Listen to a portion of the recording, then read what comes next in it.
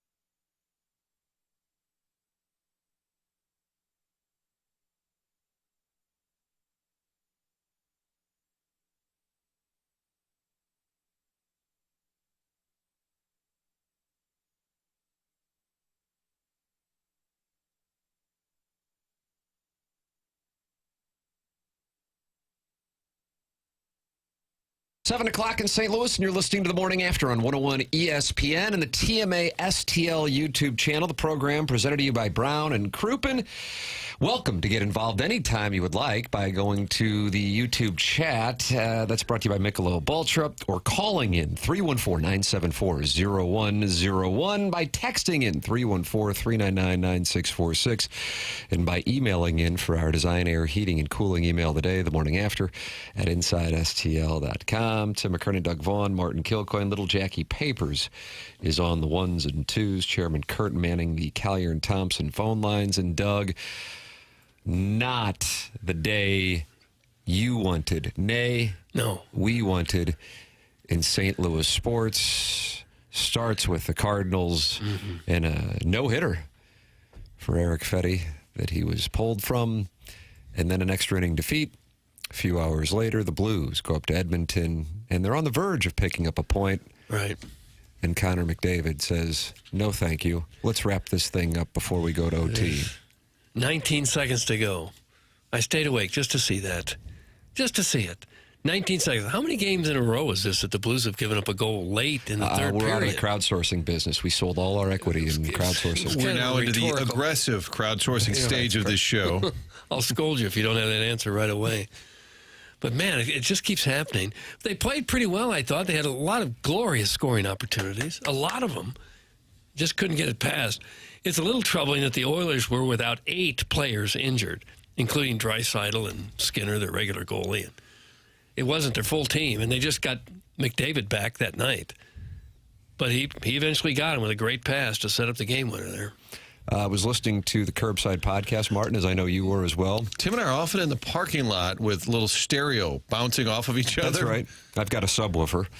And Kerber and Vitale were like, you got 2 guys with 1,000 games apiece in the league who just followed McDavid behind the net right after Walker had a glorious scoring opportunity. And that was just a mistake because you left Brown wide open in the front, plus not necessarily a goal that Jordan Binnington would be particularly pleased with, letting get past him. And so you had some mental errors. From one side of it, you go, okay, you played at Winnipeg, you played at Edmonton, you don't have Holloway, you don't have Parayko, and I realize you hadn't had Parayko since this thing really began, and you were there in both games.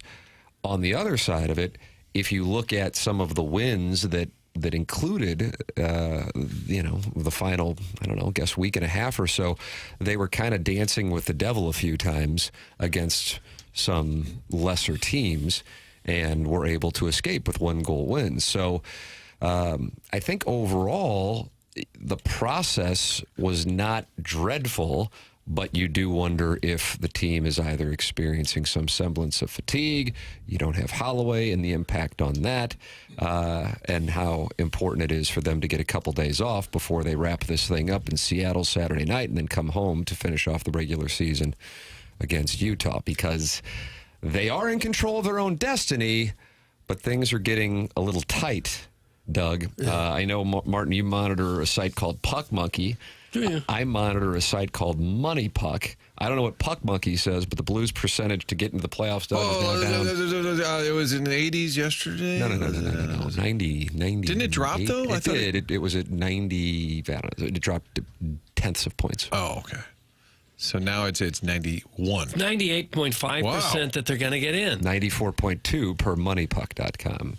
Calgary at 9.4%. Minnesota at 96.4%.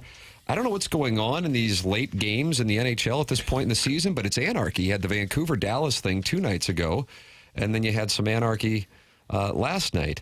And obviously, you had the conclusion of the Blues game. It wasn't necessarily anarchy, but there were 4 goals scored in the final period.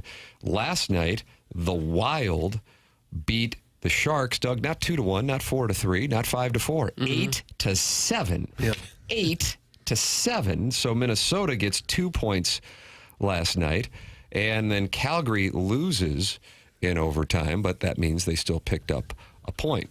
Blues win both their games, they're fine. Blues lose a game, Calgary controls their own destiny.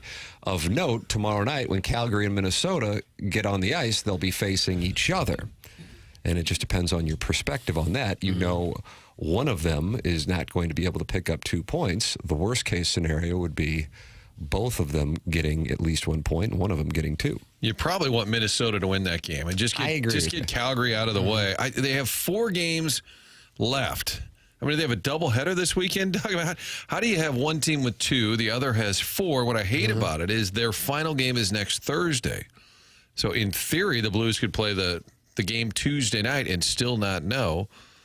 But the bottom line is you got to just win a game. Seattle's beatable. Utah's beatable. But you are, as Vitale said, who was not on the call Monday, Tim. I like logistics. I know you do. They were in Winnipeg Monday, and Cam Jansen was on the radio call. Then they were in Edmonton. Is Cam not allowed in Edmonton? I wonder if there's some sort of legal reason, but all of a sudden they flipped. And then Joey Vitale in postgame said, the word that I think you're worried about is, are they trending in a bad direction with the playoffs right around the corner? Math says they're still going to get in, but have they lost their edge? They're not as crisp as they were a week ago, Doug. 2 weeks ago. Yeah, well, so many of the games, even the ones they won, it came right down to the last few seconds. I think it's just the game as much as anything. I thought they looked pretty good last night. I thought they actually played pretty well. They could easily have won that game. And now they've got their fate in their hands. All you got to do is take care of your own business, and you're in. I think that's all you can ask. With 2 games left, you beat 2 teams going nowhere, and you're in. Doesn't matter what anyone else does. So they're still in great shape. They're going to get it done. In the last 5 minutes, I was just saying, just get to overtime. Like, you want to win, but you're like, just get to overtime. It felt like both teams were kind of playing that way because they kind of took the foot off the pedal. It looked like maybe in the last minute or so, both teams were kind of content to get to overtime, get 1 point out of it, and take your chances after that. And the emotional swing late, Walker gets the penalty, and you're like, oh, my God, Edmonton's going to get a power play with 2.5 minutes to go. And immediately, McDavid, of all people, McDavid ends up in the box like, all right, we are going to overtime. And then Walker gets a great chance. You're like, oh, we're going to win. Oh, now it's going the other way. And McDavid's going to be central to it. And then Shin got a great chance, and he couldn't connect. A worst loss of the year, considering the circumstances. Lost to half an AHL roster. Those D pairings were the worst pairings all year. Launch Leddy and Falk into the sun. Okay. And, oh, yeah, hit the damn net when you're shooting wide open in front. That's from longer than Martin's onboarding process. Gosh, how soon they forget. Letty and Falk were sent where? Into the sun. Into the straight into the sun. If you don't win every game, you got to win every game, or you got lousy players. How are the sports? Are they great? The sports aren't that great today. Well, there were some other weird games, too. You see the Flyers scored 6 goals in the third period to beat the Rangers 8-5. What's going on at the end of the season in the NHL? Yeah, it makes you think they're kind of out of gas. And then you get late in the games and you don't know what's going to happen.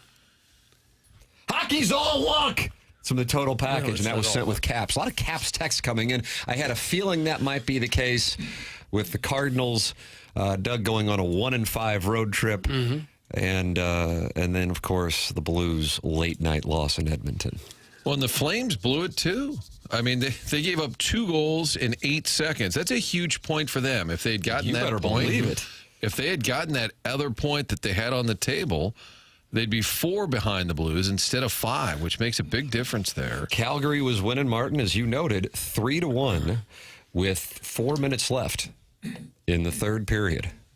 And Doug, you always have said it. Nobody's playing better than the Ducks. Yeah, sure. It's been my theme for a long time. And it's kind of like the Cardinals going into Pittsburgh and dealing with that crowd. When you go into Anaheim, I mean, in Southern California, with a team that's out of it, they're going to pack that building. Hockey crazy. Thank you. And they were able to score 2 goals, as Martin said, in a matter of 8 seconds to send it to overtime. And then Anaheim wins it a minute in overtime. And the goalie for the Ducks, Tim, on the other side of it, against Calgary, the goalie for the Ducks, Ville Husso, who 3 years ago was the starting goalie over Jordan Binnington. Against the Wild. And he goes to Detroit. There, they really wanted him. And then you're like, oh, did we let him get away? And now he's on another team. Yeah. It falls off quick, doesn't it? Well, it can. You don't have to lose very much of your edge to not be the player you once were at the highest level of any sport, I suppose. Wink, wink, Doug. That's from the Worsen Woods Wacko. No, why would he wink at me? I don't know. I just read what's in the Air Comfort Service text line, 314-399-9646, like this one. Everybody just needs to relax. We don't have Dylan Holloway, so they still played pretty good without him as well, but you can tell that he was a major factor in this lineup. That's from the 314. Well, he is a major factor. They may not have him the rest of the way, for all we know. Now, he could miss all the playoffs. Yeah. No one knows. When they say week to week, that's not a real good thing. When discussing Dylan Holloway from the Boys in the Know, that doesn't sound like something that is near. And, it's of course 100% speculative, but just reading the comments from, again, the people in the know, and I'm not talking about like people we're talking to off air, I'm talking about when you hear it discussed on the broadcast by people associated with the team, it would surprise me if you're going to see him in the first round. Yeah. Parayko, on the other hand, maybe you're going to get a jolt on Saturday night when they're in Seattle. That has been hinted at by both John Kelly, and then Jamie Rivers talked about it with us when he was in Edmonton yesterday morning. Yeah. They probably need that little pick-me-up right about now. Well, somebody's getting sent to the sun, Doug, so they're going to need to make a roster move. Leddy and Falk, they're going to get launched. If you win one game, you're at 95 points. Just win 1 or 2, Seattle, Utah. That's a reasonable ask. If you just do that, you're at 95. That means the Calgary Flames would need to win all 4, correct? Because if they beat out the Blues, yeah. Yes, they would need to win all 4 to get to 96 points if you just simply win 1. So the math is still good. Oh, yeah. Doug has been confident for a while. I'm telling you, this team will get in. I think the bigger concern is when the playoffs begin, what kind of hockey are you playing? Yeah. And we got guys up at the Sun, and we're going to turn it around. Well, we spent much of this season thinking, well, it's a whole nother season without a playoff run. And now it looks like they're going to get in. So, for most of the year, we would certainly have taken the position they're in right now. And so that's where I am. I'm just happy to see that they rebounded in such a dramatic way, and now they got a shot.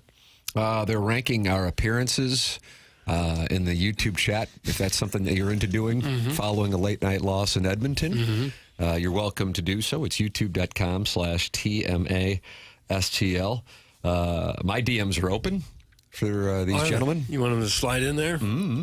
Okay. Who invented slide in there? It makes it sound... Jackson, I feel like we're going to have to go to you on that. It makes it sound so creepy. Slide into my I think DMs. that's because it is. Yeah, Chris Collinsworth. Chris Collinsworth did, Martin. Well, on the... Kind of a surprising answer. On the Sunday Night Football, I'm sorry? he famously, Tirico will start, and then out of nowhere, out of the side of the camera, Chris Collinsworth slides in on an office chair. So maybe it was a nod to the great Chris Collinsworth. Okay. Maybe. I don't know. He's kind of sliding into Mike Tirico's DMs?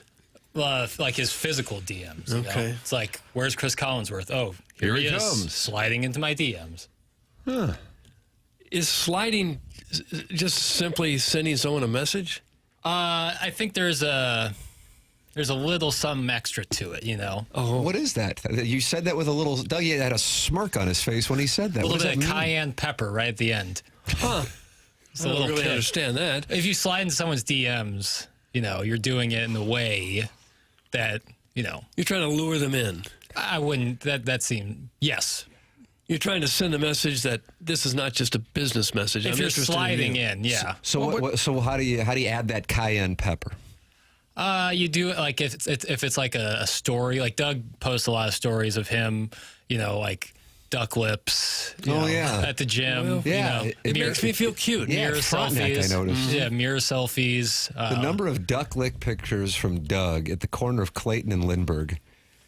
Honestly, you need to cut back. Well, Whether it's at the Starbucks, Brio, Brick Tops. I had the work done. I want to show it off. Maybe you got some sort of power bowl, some quinoa, and you take a picture of it. And I'm like, ooh, Dougie Eden, right? In your DMs. I'm not doing that. I see that. So right there. That's the cayenne That's pepper. the cayenne pepper. I'm not doing that just to congratulate you on eating. I'm doing it to see what else you want to do. Oh, for heaven's sake. But that would be sliding. This is purely an example. This is just what it would mean to slide into someone's DMs. Got it. It's like my guy, Ty Hawkins, morning guy at Fox 2. He said some guy just emailed and said, hey, do you play? And he said, I'm sorry? He said, do you play? You can send that to my DMs if you want. What was the fashion critique, Tim? Was there an actual, are they just... You mean the appearances? Yeah. Oh, it's Was just there a- ranking who they want to sleep with in what order. Oh, wow. Sorry, I missed that. We used to, You can open it up. It's actually right up on the monitor above Jackson. at Channel 4, we used to have a guy who would email people and ask them what their shoe size was. That might have been Jennings Jr. It could have been. That was a little odd. Like people in the building or just... No, it's just some viewer. It was an in-house email. Some viewer wanted to know everybody's shoe size. I like Coach Connors walking down the... All right, who's the fella looking to check out my boots? Sharon Clayton, she's also in Sanibel, Maui, in Michigan, says, I slid into Goldman Sachs DMs the other day because they want to fight me about a fraudulent garage they approved on my account. Oh, hell no, Doug, that's Sharon in Sanibel, Clayton, Maui, Michigan. A fraudulent garage? Well, I have a carport. Okay. A fraudulent garage? Is Jackson, that was Stedman-esque, I have to tell you. You think garage could have been charge, a fraudulent charge? I thought it was a financial term I didn't understand. I bet she meant to say charge, and it. The The wind might be whipping and talk to text in Sanibel this morning. Yeah. Hawk is up on the Gulf side. Takes are welcome, and when Doug's wearing his hot take mitten, it's brought to you by the EDF Group. Attention business owners. Did you know fire codes require a company's fire alarm system to be inspected and maintained by a certified fire alarm service provider? It's not just about compliance. It's about protecting your employees, customers, and property, and that's where EDF Group's Fire and Security Division comes in. Proudly serving St. Louis and beyond, EDF Fire and Security specialize in keeping businesses safe and secure. From expert fire alarm inspections to advanced commercial security systems, they've got you covered, and it doesn't stop there. With 24/7 fire alarm and security monitoring, you'll have peace of mind knowing your business is protected every hour of the day. Don't wait until it's too late. Call EDF Group's Fire and Security Division today and let them help you stay compliant, secure, and safe. Visit theedfgroup.com or call 314-993-8053 to learn more. EDF Group, your partner in fire safety and security. You are welcome to participate in this program in so many ways. 314-399-9646 is how you can text in to the show, and just save it in your phone. And the next thing you know is you're having an ongoing conversation with the presentation. Of course, you can call in 314-974-0101, and you can rank who you want to sleep with. On the YouTube chat, Doug, 179 guys are doing that. That's brought to you by Michelob Ultra, youtube.com/TMA STL.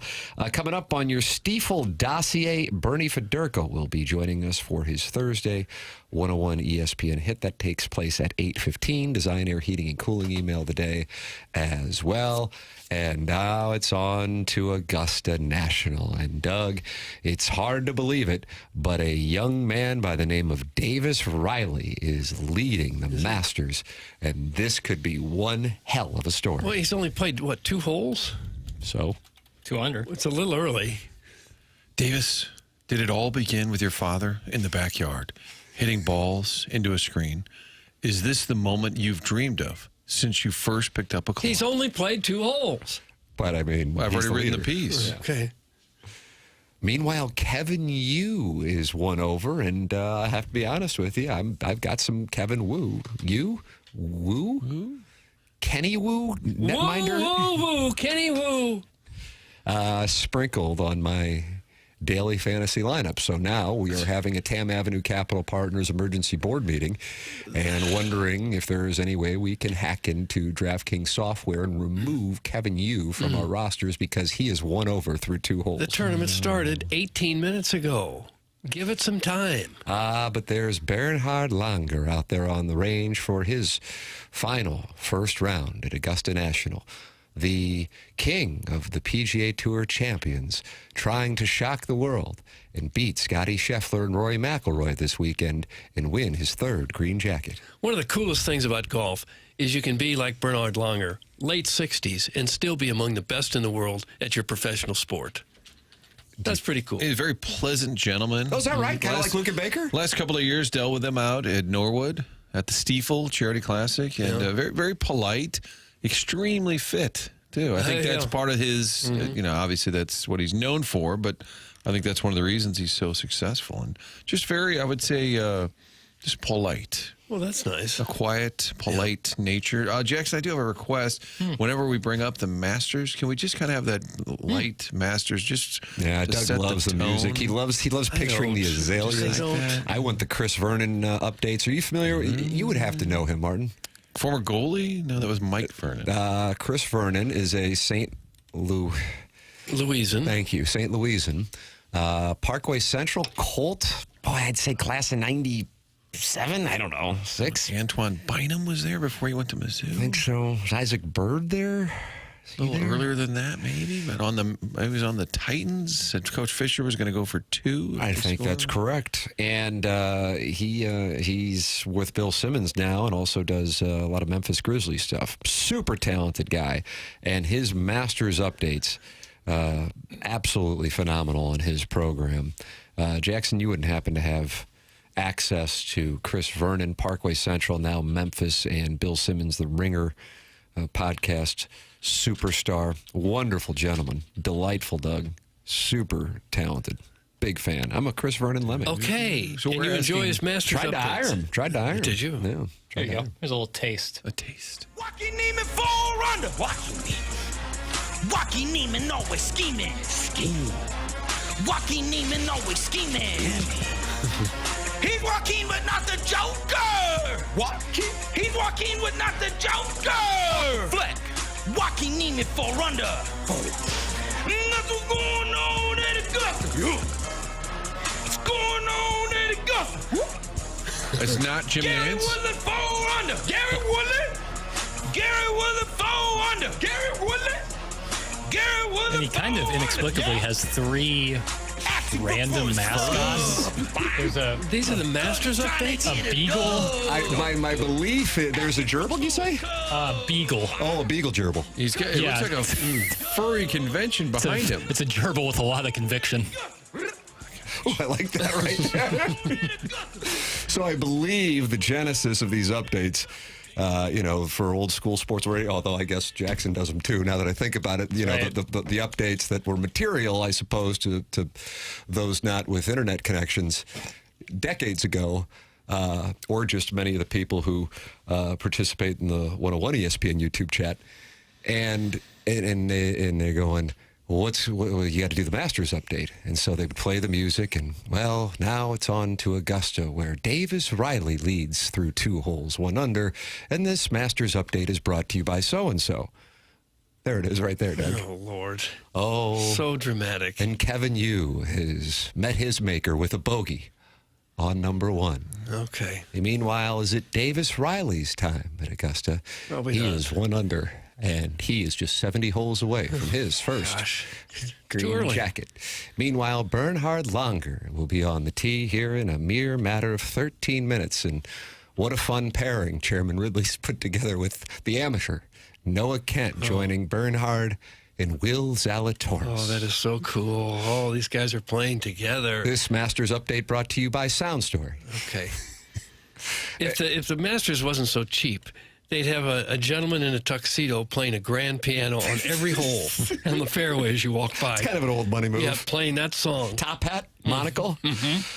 So Chris Vernon had to do this, and he said, you know what, we're going to do it our way. Chairman of the board, and that was the genesis of what is now a signature moment in Memphis sports talk radio, which I think Jackson would love to work in because they, of course, have an NBA team and don't have an NHL team. They sure do. Yeah, but a lot of the coverage is about people making gun signs as opposed to the final Yeah, score. but you get to kind of cover the Cardinals since the Memphis Redbirds and, obviously Grizz Nation, and they love the Grizzlies. Yeah, it'd be pretty fun. Memphis, talk about Penny Hardaway. Fun. So you'd rather be in Memphis No. than here? Wow. Goodness. People know I'm loyal to the soil, Are you? but I'm saying Memphis ain't half bad. Walking in Memphis. Yeah. There is that song. Well, Harrison's brother Master is not a fan of Chris Vernon, Doug.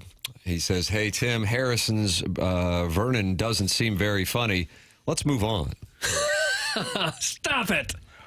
My favorite hole in the property. Does he do another update song like every 10 minutes or something? Every single day. Just once a day. I think he's on for 3 or 4 hours an afternoon drive. Constantly singing? The Masters No, update. just when you got to do the updates. Yeah. Like if Jackson were to sing the Mavericks Lakers score. I'll do a Chris Vernon style Masters update today. I don't know if I'd fire that puck on net, but it's your call. It wouldn't sound as good with the Sports Center music that we have going on. Like it works for him because he's got like heavy bass So going just on. play the Masters music in the background. Not Updating the Lakers Mavericks score. Yeah, probably not the best idea. Memphis would eat Jackson alive. That's from the 314. What does that even mean? I don't know. I don't know. What do you It's eat kind me of a alive? rough. It feels like a rough city. No. And you say that as you are just a mere minutes from downtown St. Yeah, Louis. Memphis but it is cool. feels even grittier than St. Louis. Yeah, it's blue collar. People not afraid to work with their hands. Did they build they built the pyramid and then all of a sudden they didn't need it anymore? It was Was it like 10 years later and then the pyramid was I think outdated? it's a Bass Pro Right. Shop. Yeah. Kind of also similar to St. Louis. Built a dome and it was outdated the moment it opened. But we hedged our bets. Might get a team, might not get a team. But Yeah, if we put don't, yourself in a good spot in a negotiation if you have an empty dome you just spent taxpayer money on when you negotiate with an NFL franchise. we'll either get the Los Angeles Rams or a boat convention. Either way, we're covered. Now back to you. I suppose they could turn it into a Bass Pro. That's a pretty cool The store. Dome is going to become a Bass Pro. I guess it could, just like the Pyramid in Memphis. Well, get Karen Spencer on line one. Bounce some ideas out there. No, the Pyramid was like the coolest looking thing, and it was a basketball hub. And You it's cross the Old Man, the Ole Miss on 55, and it'd be right off to the left. You go, oh, there's a pyramid there in Memphis. Fittingly, Doug, Egypt, the whole thing. Right. And then the next thing you know, it's a Bass Pro Shop. Yeah. I never understood. You need a lot of lures. That one in Sunset Hills is really a cool store. Massive. I don't know if they'd have enough of that stuff to go around to fill up the Dome, but it's it's an option. Part of the Dome could be Bass Pro, I guess. So you are an advocate for the Bass Pro Shop? Yeah, I'm leaning in that direction. Dome partnership. Mm-hmm. All right. Johnny Morris is a billionaire now, the guy who started that, so maybe he could bring an NFL team to share the Dome with his new Bass Pro outlet. God, I hate this stupid show. Now I'm reading all about the Memphis Pyramid. And I can't stop. I just can't. Let's go back to Davis Riley. Is there any interesting tidbit there on the pyramid proper? Doug, do you think they're measuring Davis Riley as he's going to the third tee? I don't think so. They have. I bet they have. probably It's have going to to the third tee on Thursday. They probably have a lot of green jackets that would fit most of the golfers. Wouldn't you think? I think they size them up after the fact. I think they get a pretty general size and then size it up. You can't put the one Ian Woosnam wore on Nick Faldo, though. Yeah, there's like some big discrepancies. Happy Little Hunter probably couldn't wear the same one. That Happy Little Hunter, Brian Harmon. Right. That was Adam Wainwright's pick here on TMA yesterday. Yeah. Deschambeau wouldn't fit into a jacket that's one of the smaller players, but most of them are of similar size. Denny McCarthy. Yeah, boy. You said a mouthful there. Doug, do you like how you can only keep it for 1 year? No, I don't like that at all. It should be yours forever. They don't get to go home with it? They do for the first year, and then it stays in the locker room. I don't like that. And they wear it during the Champions Dinner. Dinner. Two? One for you to take at home and one to be in the locker room? Nothing's stopping the players from purchasing a green jacket. They won't be from Augusta. They should. Doug, think if they could put an aquarium in the Dome. They could have a shark. That's from Edmund's text ringtone. Marlins Park had that. It went well. So just they fill up the Dome with water and there's just like a shark? Like turn it into a full-on aquarium? I guess that would work. They did it with the Coliseum. They'd flood that. So why not flood the Dome? The one in Oakland?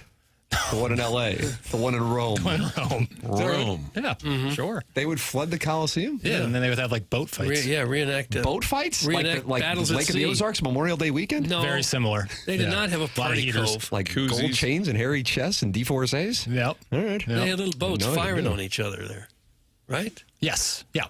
In Gladiator 2, the 2024 Ridley Scott movie, it's heavily featured. Boats? Mm-hmm.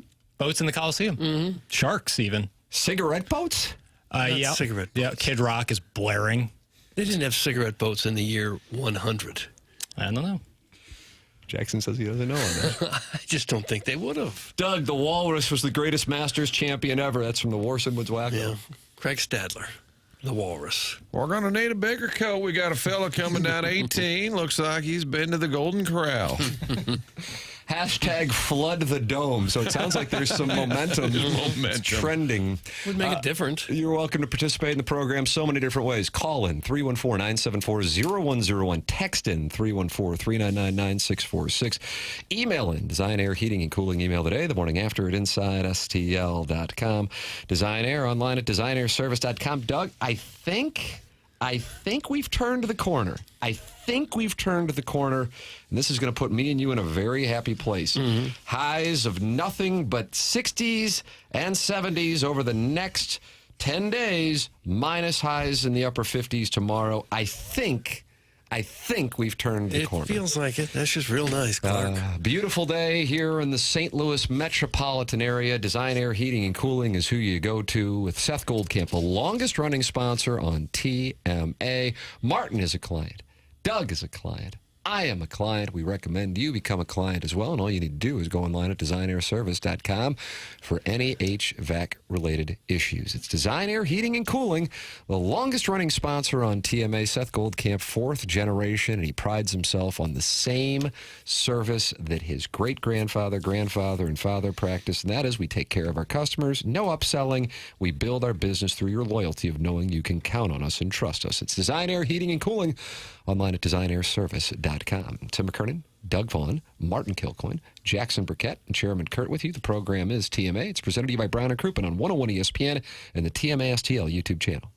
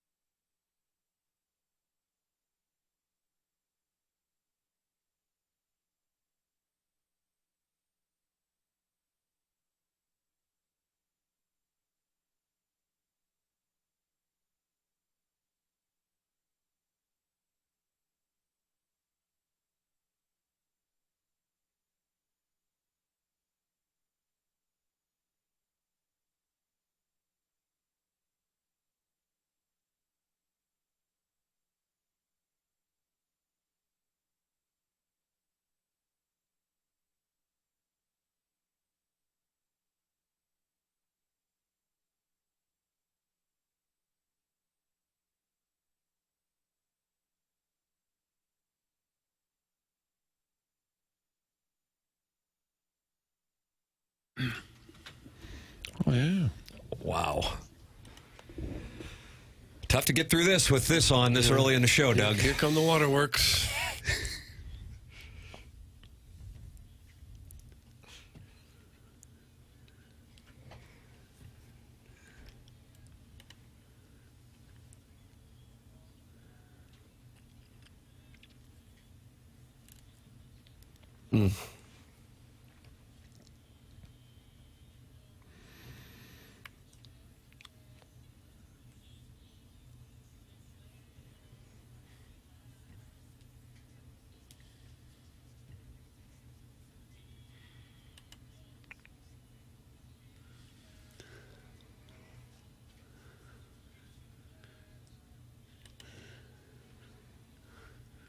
Wow. Powerful stuff. Let's go to Vern in the 17th tower.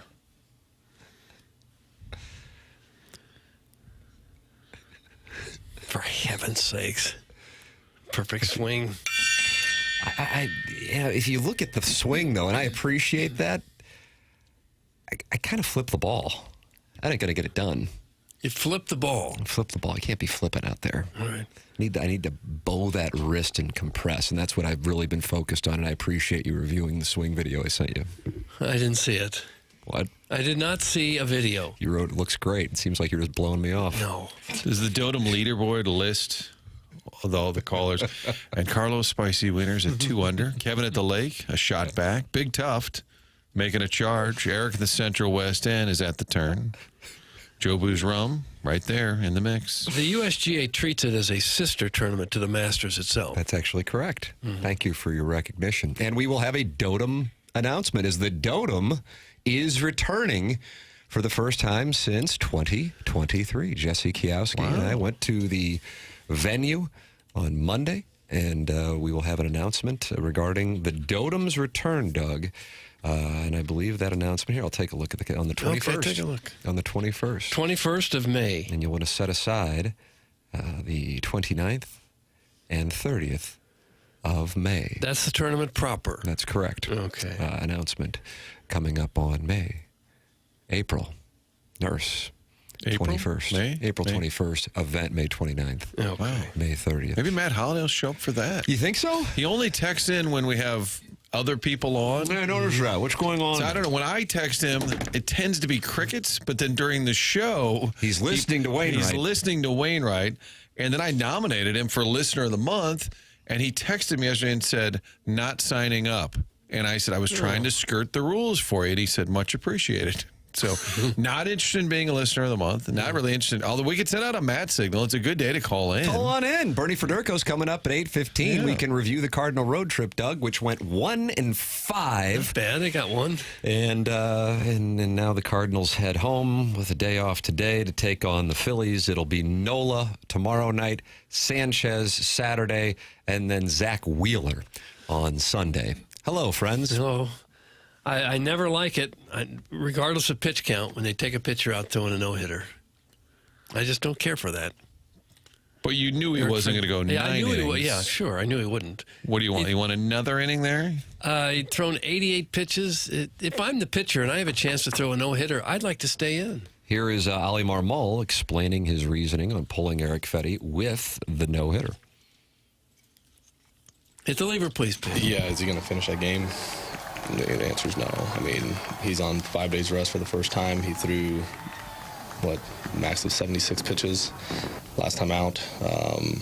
You're taking him to right around 85, 90 today. He's got less than 10 pitches to work with and 3 innings of game to go. So if you're in the 8th inning, yeah, I'd let him ride and see what you got. But try to cover the 7th, 8th, and 9th. He's not going to finish that game. Way to have confidence in your guy.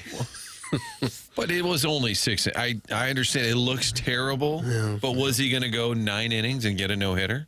No. I don't know. He was not going to stay out there that long. 0-4 in extra inning games. That's a sign of a team that doesn't know how to execute. Doug, that's from Not the Happy Days Potsy. Well, and offense had been their thing. They were like the only team in baseball that had scored at least 4 runs in every game, and yesterday they just could not buy one. Just could not get a hit. It's kind of surprising to me, anyway, that an 11:35 game in April in Pittsburgh was 0-0, and in the 8th inning in an hour and 20 minutes.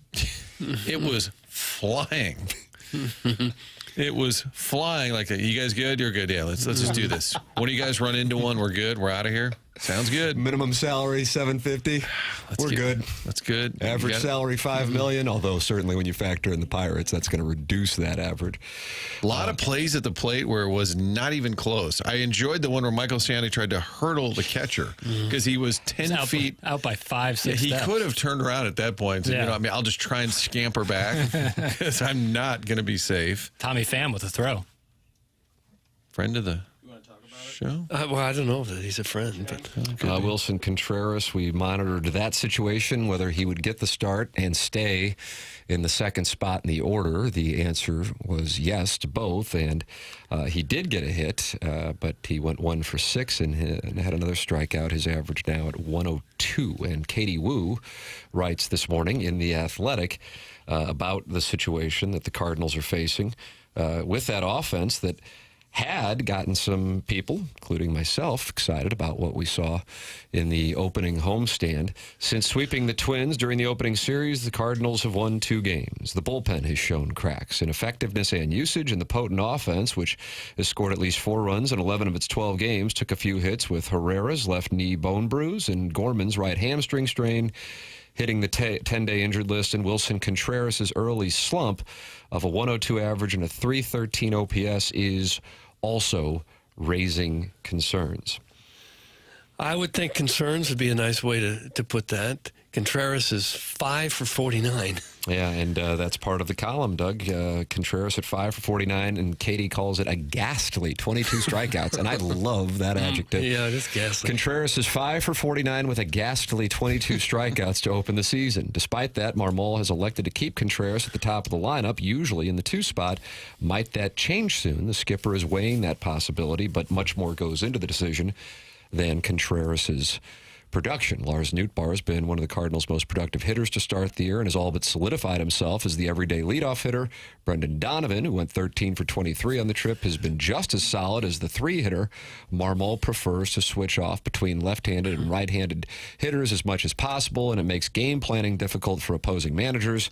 With Arenado planted in the cleanup spot, there is no other right-handed batter the Cardinals can use at the top of the order. Wrong. That's wrong. There's no other right-handed batter. That's absolutely factually wrong. How about Jordan Walker? Why are you yelling at me? Because it's just not accurate. By any stretch, it's not accurate. And to say there's more goes into it than his lack of production? No, there isn't. That's all that goes into it. Do you want to fight? Production. No. My dad? I just want to say it's a ridiculous premise that there's no other right-handed hitter.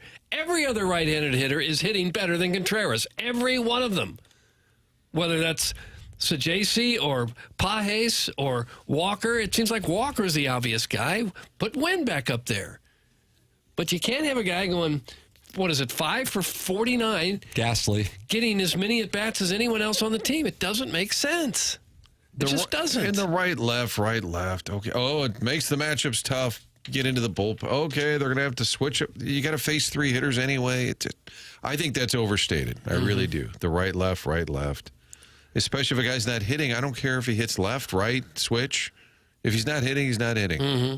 And the guys who do hit usually hit both right-handers and left-handers, usually. I don't doubt that you can't just dump Contreras completely because you're going to need his bat. If you're going to be a contender at all, if you have any hope, you're going to need his bat.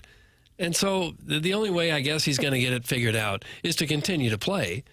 But you can't put him at the top of the lineup. How long does this have to go? Right. I think that's a very reasonable take. You're not burying the guy. You're making a move that makes sense, and I don't understand why there's resistance to that. It's always, I would imagine, difficult to, especially on a team that has a limited number of high-profile offensive veterans, to move that guy, especially early in the year. And there is a history with Contreras getting pulled, in one case, from his job a month into the season. That he was hired to do. Right.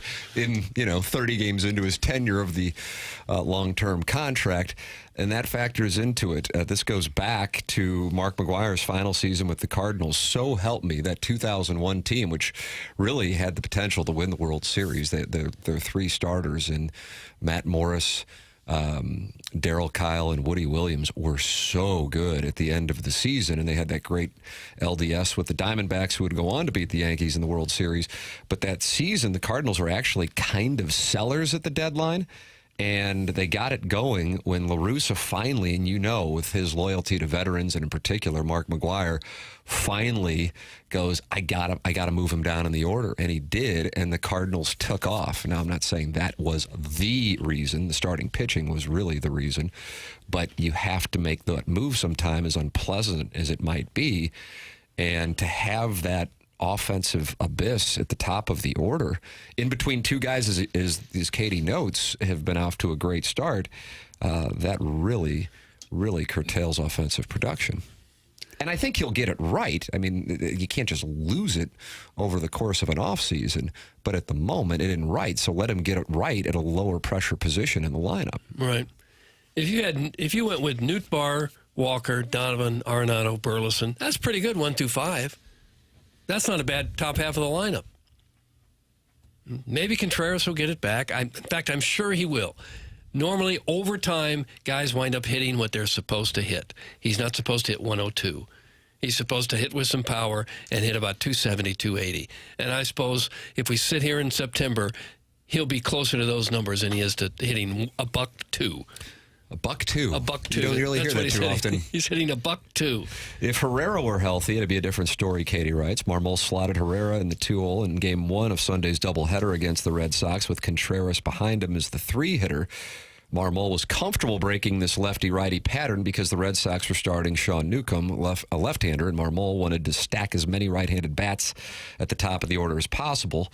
Marmol also wanted to look at Herrera, who had homered 4 times in 2 games higher in the order, but that experiment was short-lived when Herrera sustained his injury. The best case for St. Louis, Contreras, who hit nearly 500 in spring training to figure out his swing fast. Contreras was asked about that after the loss, and he said, spring doesn't mean S, and you will have to explain that to your children. I simply cannot. Opposing pitchers are not game planning. They're just throwing fastballs down the middle. If you watch my at-bats, I'm not getting any fastballs, and I'm not getting a good pitch to hit. I'm probably over-swinging, trying to do something. I need to get better at that. There are no excuses for me not to get better. One thing you can appreciate about that guy is he always has the accountability. Yeah, he's a great guy, and you root for him for sure. I'm of the opinion that most hitters are streak hitters. Guys get into a groove, and they feel great at the plate, and they go off for a while, and then they lose it a little bit, and then they cool off. And I think you should take that into account when you construct the lineup. If somebody's tearing the cover off the ball, even if he's normally hitting 7th, 8th, 9th, move him up in the lineup. Take advantage of that. I don't think you can ignore the fact that guys get red hot, and they're the ones who need to bat the most at that time. And you can switch later. You don't have to be married to one lineup structure the whole season. Brew Crew won again, Tim. They're 7-1 since their 0-4 start. And the division is sort of the fallback, as opposed to the Cardinals' roster construction. The one glimmering sign of hope was that, well, maybe the division will be bad. Yeah. And the Brewers just somehow kind of find a way. Cubs are on top. Season's slipping away, Doug, right here. No. Maybe not quite yet. No. It's April, what day is it? 10th. 10th, I believe. I don't think you can have it slip away quite Write it yet. down. That's a shot at the White Sox, who are doing their best to allow it to slip away by April 10th. They are 2-7. 2-9. 2-9, excuse me. And they've lost 7 straight. That's what I meant to say. And they have scored a grand total of 34 runs through these 11 games. And yet fans continue to flock to the south side of Chicago. I don't know that they are. Okay. The Braves are 2-9, too. How about that one? And I think everyone thought they'd be a contender this year. Maybe they still will be. But the Rockies are doing what you would expect at 2-9. But the Braves, you're right, at 2-9. That's the alarming one when you look at the standings. Yeah. I can't think that'll last. You're welcome to give your thoughts by participating in our YouTube chat, sponsored by Michelob Ultra. That is where you can talk it over with other listeners and friends who've gathered as they watch Davis Riley's miraculous run to his first green jacket. Literally. And they talk it over. But he has some friends now at the top of the leaderboard, including social media delight Michael Kim, posting his daily journal from Augusta. He really enjoyed his chicken sandwich on Monday, Doug. Does he sing it like this other fella you talked about earlier? Does he Chris Vernon? sing it? Oh, Chris Vernon. Well, Michael Kim's playing. Chris Vernon's working in Sports Talk Radio That's in Memphis. what I mean. When he gives his updates, does he sing? I would imagine he'll have to mention Michael Kim. He's leading.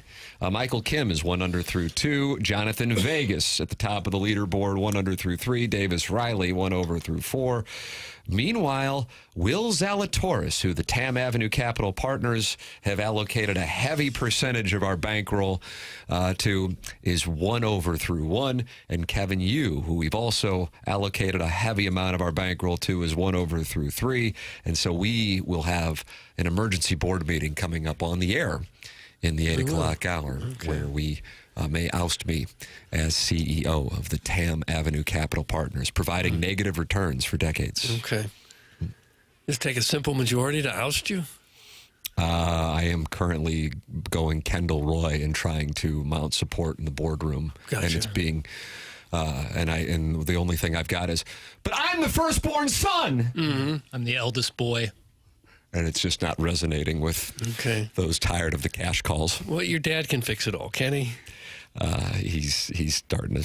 He invested in the Will Zalatoris play too, and so now he's pissed. It's getting away from us, but Bernie Fedderko will put things right, I think.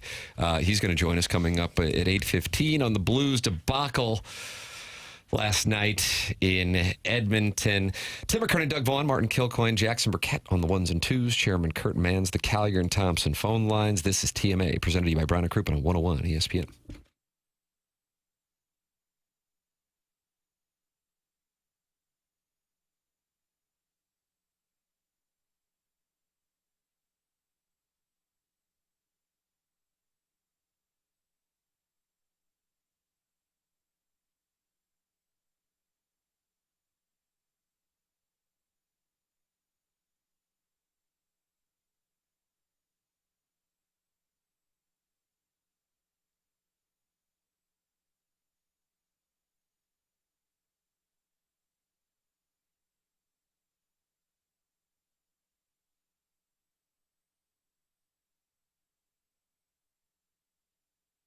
Stewie from Stewart's American Mortgage gives out his personal cell phone, 314-324-4440.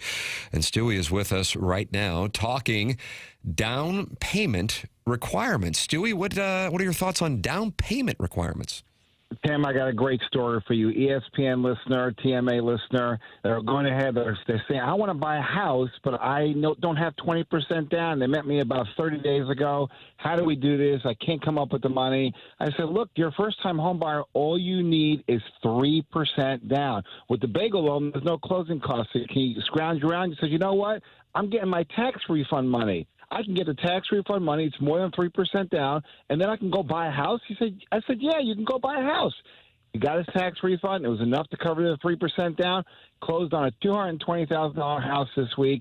Great for George. He's got his home of his dreams. Didn't realize he had to put that little money down to get the house of his dreams.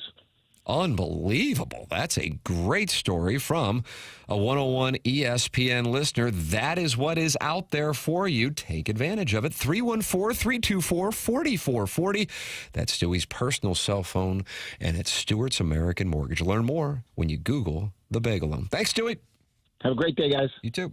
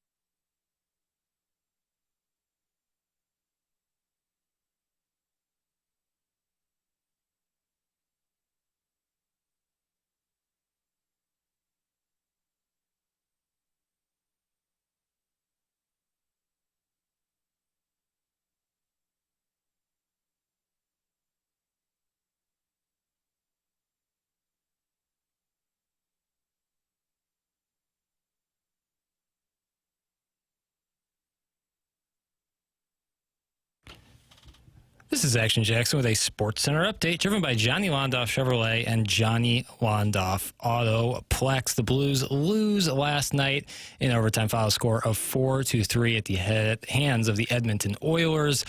Blues are off today and tomorrow. They'll take on the Seattle Kraken on Saturday, 8 p.m. right here on 101 ESPN for the pregame. Puck drop at 9 p.m. That was another Sports Center update driven by Johnny Londoff Chevrolet and Johnny Londoff Autoplex. See them at londoff.com. Chevy, together we drive. Are you kidding me?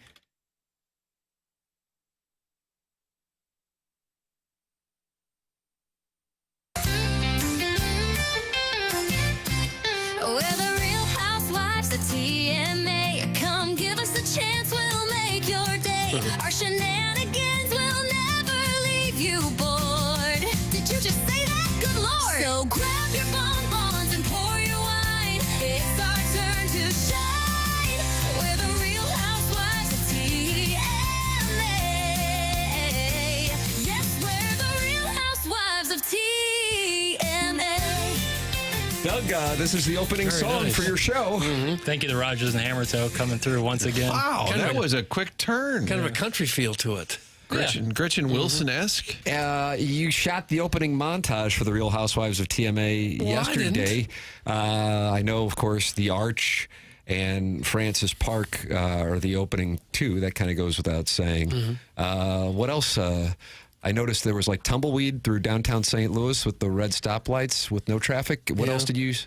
We'll get some stock footage. That's our plan. Somebody rolling down the Mississippi? But dated stock footage. A paddle wheeler for sure. Because when you'd watch NFL games coming in and out of commercials, they'd always show a paddle wheeler going up and down the old man. Like that's all we could do here in St. Louis. It's probably better than showing, some other areas. What if they were rolling down the Gulf of Ladue, Doug? That would be waving. Different. Yeah, Mr. Licks is really. He says he is close to having the funding to acquire Warson Woods, flood it, and turn it into the Gulf of Ladue. I don't know how that's going to work with Manchester Road. I mean, occasionally you'd have to think that's going to run into problems on days where a ferry. There'll be a ferry that people have to cross. Yep. Yeah, and they'll have a stop. Like if I want to go from Kirkwood to Glendale, I'm going to have to take a ferry now? Right, but it'll stop at each municipality, so buckle we up. have a lot to choose from. Right, so you'll hit, what was it, Rock Hill? You have to stop there. What if I just want to get out at King Do and have some Chinese food? Which side of the ferry am I on? But then now it'll be like with an ocean view, with the Gulf view. Gulf view. You get a little bit of everything here. I don't know if St. Louis is unique in this, but you can drive through sections of like Ladue and see some of the nicest residential areas in the country, some of the most gorgeous homes you've ever seen in your life, and travel no more than 10 minutes north or east and see areas that look like Germany after World War II. I think that's fairly common in towns where you just roll up and say... I guess, so close to people that just have unlimited resources and money to the people who have nothing. Jackson is somebody with unlimited resources and money. Do you appreciate Doug's characterization of your home municipality? I think in the simplest form, it's all about balance, It is. It's like a Quinn Snyder press conference. Those were words, but they didn't say anything. Coach, you lost to Kansas by 40. We're looking for balance. Yeah.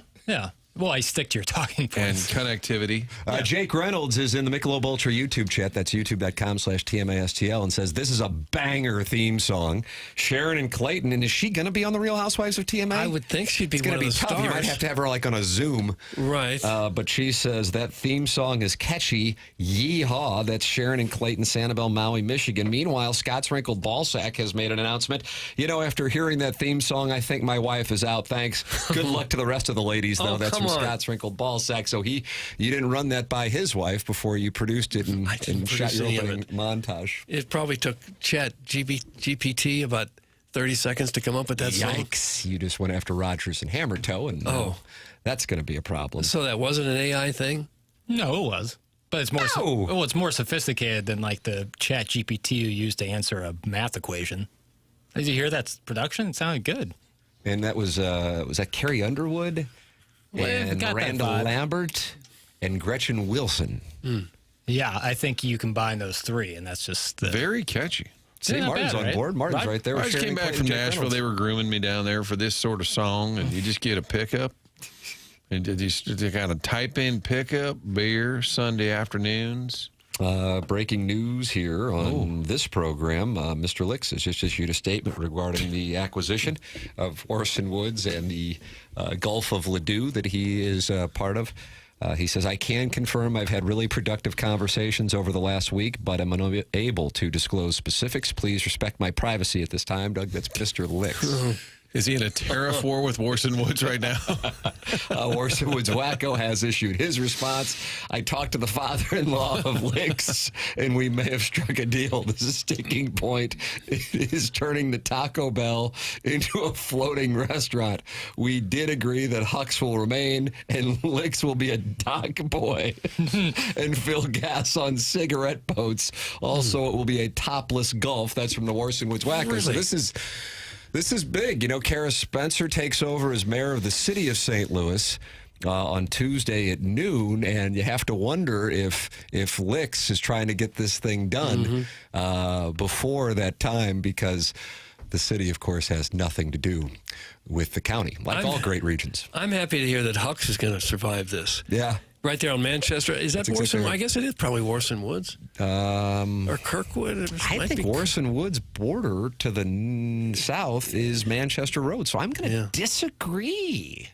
You don't think it's Orson Woods? Kirkwood? It's probably Kirkwood. It's right by old station. Mm-hmm. Yeah, the old boot factory. But it's going to remain when they turn us into a lake. Yeah. To be honest, Gulf of Ladue sounds a lot better than the idea of a loop trolley. That's from Bobby Bigwheel. So he likes the idea more than the loop trolley, comparing and contrasting the two ideas. I really like this Flood the Dome campaign. I think that's what we should Turning that into an aquarium? Well, and some sort of gladiator type fight dome, battle dome, and flooding it. And would be different. Having boat shows and wars. You wouldn't have to flood the entire dome, just a plain surface area. Yeah. You just put 5 feet. Sides all where the football field would be. Yeah, 5 feet of water or so. The Blues didn't lose in overtime. So the 618. Did you say that in your update? Probably. Oh, no. Well, I'm sorry. They were hoping to get to overtime. Well, I feel like they've gone to overtime a lot recently. The Cardinals went to... It doesn't matter. The Cardinal game went into extras. I got a little confused. I couldn't be sorrier. Okay. Maybe start these games a little earlier. Oh. It's a schedule maker's fault. We'd have gotten a point if it had gone to overtime. Right. My least favorite rule in hockey. Oh, gosh, Doug.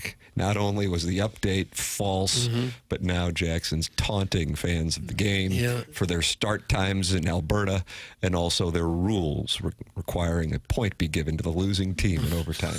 If Steph played LeBron at midnight, you'd be watching. I would know if it went into overtime or not, probably. That's fair. I'm sorry. People are saying Hux is in Glendale, too. That area is like there's like 100 municipalities in a row. Okay. Does anyone have the balls to send pictures of their wifey to submit for Real Housewives of TMA? I think not. Step up, fatties! Oh. That's from Shrimply Pibbles, who oftentimes will send pictures of his wife into the text inbox. Okay. Step up, fatties. Yeah, he's talking to the listeners and saying the husbands of these housewives of TMA need to send in pictures like he does. And unfortunately, Doug, he's fat-shaming the listening audience, and I don't think that is correct. No, I wouldn't want anything to do with that. Doug was never going to leave his wife for me, so I figure I might as well marry a woman. Okay, Doug, Charlie. Is Charlie Marlowe. Chuck Marlowe. When does the production begin, Doug? You've got the theme, the open music. Still having casting calls. Okay. Right, you got the first season. Dougie's couch. We need 3 or 4, right? 3 or 4 housewives. 4 seems like a good number, doesn't it? Okay. And you're just going to sit around a table somewhere and cackle? Yeah, just enjoy Han bombs. Yeah, pour some white wine and just see what happens. I think I need the patio at Brio's kind of reserved for our first shoot. Yeah. And then one of the gals gets really sideways with the other and then maybe throws her Chardonnay. Yeah, it doesn't like the Cardinal bullpen moves. Thought it was obstruction. Lisa would be a candidate, except her wardrobe was kind of limited. Every day just wore a shirt that said Fire Ollie. Yep. And we're like, we need you to mix it up a little bit. I fully support Pittle's start time take. I fell asleep on my living room floor. It was brutal. That's from Sharon and Clayton. What? She fell asleep on her living room floor. What? Because of the... And if she's in Florida, it would have started at 10 o'clock. Yeah, that's rough. But that doesn't explain why she fell asleep. It's a lot of linoleum, right, in South Florida? Probably not. A lot of tile. It's a lot of You tile. lived in South Florida, and you had linoleum, and you lived above Steve Aoki's father? I'm below him. Rocky. Rocky Aoki. I live below him. And his bathroom collapsed into mine. So you would know about He this. left the water running. But a lot of tile, right? Those floors are often tile. It depends. It's Well, different with each place. I never saw any carpeted floors when I lived down there. There is carpet in Florida. I know that there's carpet, but I didn't notice a lot of living room floors being carpet. A lot of tile. Yeah, probably so. Mr. Lick says he can help get this Real Housewives of TMA off the ground. I'm actually mutual friends with Andy. If you want me to reach out, he ain't going to like someone from Baldwin being on the show, though. That's from Mr. What's wrong with Baldwin now? Too far west? Too far southwest? Shut up, Sharon! Absolutely no one cares you fell asleep on your living room floor. It's from the 314. Now they're mad at one of the housewives. But was she lying? I know that no one here has the answer, but like if you were lying on the floor, maybe she had a pillow and the TV was on. She was just laying down watching some of the game and fell asleep. Haven't you ever done that? On the floor? Some people lie I on own the floor furniture. watching TV. Well, people have that Oh, too. we get it. You have furniture. Yeah, I know. That is a little humble brag. I picked up on it. Linoleum? It's ceramic tile. Good Lord. I don't live at a trailer park. That's Sharon. And Okay, she so I was right. So you Clayton. slept on ceramic tile. That's awful. Sounds bad. Yeah, you'd wake up so stiff. Well, there could have been a rug on the tile. You know, there's more than one way to decorate. I know, but she clearly, is not hurting for resources. And I just question why, if there's clearly furniture in the home and a bed, you chose to sleep on the floor.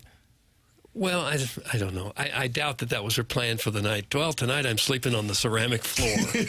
She probably were watching TV and just wanted to get comfortable and lay down and with a pillow or from the couch on the floor to watch TV and fell asleep. Sounds like a couple of drinks at the old Coconut Express at 3 in the afternoon. Coconut Express. Doug, is it 2007 or is it 2025? Why, I'm not sure. Because, look, it's 2007 winner and friend of Adam Wainwright, Zach Johnson, leading the Masties through 3 holes. Okay. Zach Johnson, 2 under par, and he is shocking the sports world by turning back the clock to 2007. They won't be able to catch him. There's just not enough tournament left. And the music plays for like 40 seconds, and then you come back and say, and he looks like he'll grab a 7-iron. And then you don't say anything for another 40 seconds. Right. Show a shot of a bird tweeting. Here's Dustin Johnson. Oh, my. Well, PTSD for Jordan Spieth before he even grabs his driver on one, because there's Danny Willett, one of the most undeserving champions in Masters history, and he's just one back of Zach Johnson. Oh, what a tournament in Augusta. Gosh. Nearly all the players have yet to even hit their first shot. Perhaps we shouldn't give Johnson the tournament green jacket just yet. Fred Couples is about to try to turn back the clock as well. Is it 1992 again? Find out. Oh, gosh. Danny Willett did have mini cottage pies on his Masters dinner menu. Sounds pretty delightful. What is that? I don't know what that is. I assume it's like a cottage pie, but smaller. Right. But what Don't is you a have a problem cottage with pie? somebody using the definition Yes, I do. of the word? What's a mini cottage pie? I don't know. It's a cottage pie, but it's smaller. I think cottage pie and shepherd's pie are the same thing. Oh, I hope it's not cottage cheese pie, because that sounds like the worst thing that anyone could ever possibly eat. I'm with you there. Let's take another look at that leaderboard. Easter greetings, friends. I'm surprised Sharon wasn't watching the game through one of the Blues players' windows. That's from the self-made Ladue mom, and she's not happy that Sharon talks about knowing where the Blues players live in the area. So there's tension now between the Real Housewives. Doug, this opening scene at Brio is going to be... All makes for a better show, that's for sure. Bernie Federko is going to join us coming up here in a matter of moments on the Stiefel Dossier. The program's called The Morning After. It's presented to you by Brown and Crouppen on 101 ESPN.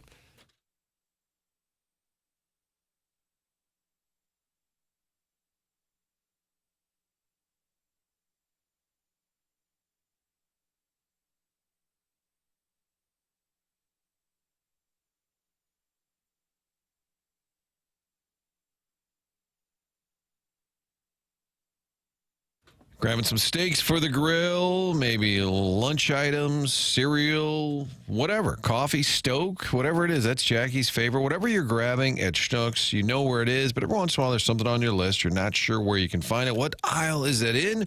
Use the Rewards app to find items in the store. That Rewards app not only keeps track of your points, lets you know when you have double points days, you can also use it to search the store for specific items. You can use it for curbside pickup or for deliveries. The Schnucks app not only there to help you with all your rewards, but also to find your way around the store.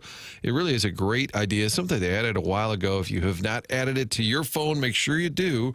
When you're stopping and shopping at Schnucks, you want to make sure you get all of the benefits back to you. Do that with the Rewards app. Get the rewards from Schnucks stopping by and picking up all your grocery items. They've been helping you save money, and they can do even more of that by using the Rewards app. Sign up today. If you haven't, you're missing out. From your neighborhood-friendly Schnucks, it is the Rewards app.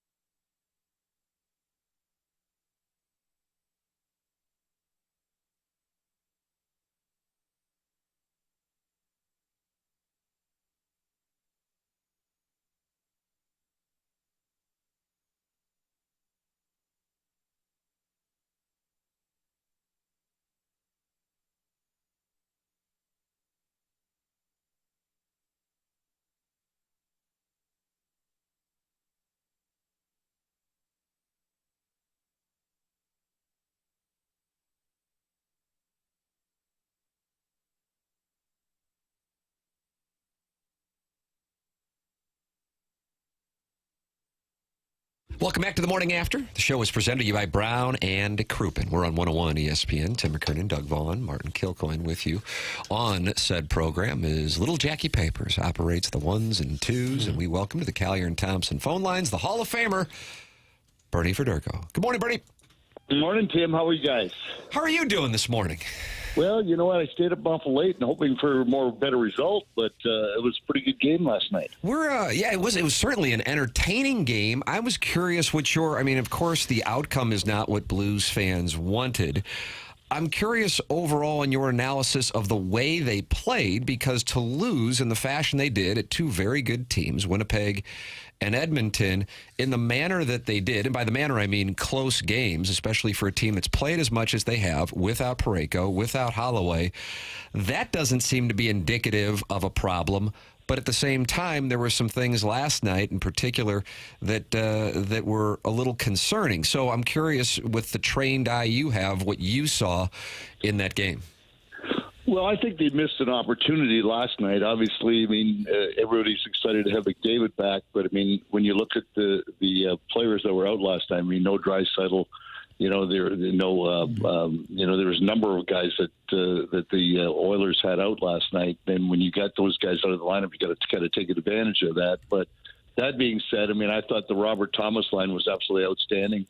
I thought that they, had a lot of scoring chances. In fact, I think they had more scoring chances than the Oilers did. So as disappointing it was not to get points last night, I still think that they played very well. They had the forecheck going.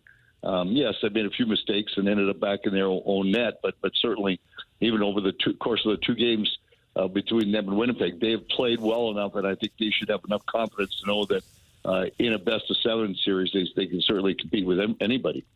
I thought it was interesting when Bennington went after Corey Perry and attacked him early in the game. We haven't seen him do that it seems like it's been a year or two. Do you cringe when your goalie gets into a little scrap like that? You know what? Not really, Doug. You know what? Bennington is Bennington. I think Jordan's got that personality and he's got that temper that if something does happen, he's not going to sit back and see what's going to. He's going to take control of things. And Corey Perry goes to the front of the net, and you know what? He came in hard, and Jordan didn't like it. And I think that the goaltender has to protect his own space there. He sent a message, and I think it's a good message to send to anybody, because I think, Doug, now, there's been a lot of talk, and obviously everybody knows that the success of the Blues has certainly been a big part of it has been because of the way the goaltenders have played, and especially Binnington. And I think that you look back to 2019, everybody talked about how the importance of him, and then we saw 2 or 3 years ago when Colorado ended up, everybody thinks Kadri ran Binnington in the crease and he got hurt and was out of the series. So I think he's just protecting his space that he should be protecting, and I think it's nice to see him send that message every once in a while, and I think it sends a message to the rest of the league. Hey, don't come near me. I'm not going to take this stuff. So I didn't see any problem with that. And I didn't see any problem with any of the play last night with Corey going to the front of the net, and I didn't see any problem with Bennington, what he did. When Connor McDavid's on the ice, I know you have to be totally aware, and I think it was on the radio broadcast they're talking about, two guys followed him behind the net on that last-minute goal, which was costly. Is that human nature if you're a player? Like, where's McDavid? Where's McDavid? Instead, somebody else gets loose in front, which is what the great players do, find the open guy. But what did you think in that final minute? Well, that's a situation there, that someone has to pick up the player going to the front of the net. Now, whether it's going to be, Fowler or Shen, one or the other, the two of them were back there, and I think that's a situation. That's a blind pass, Martin.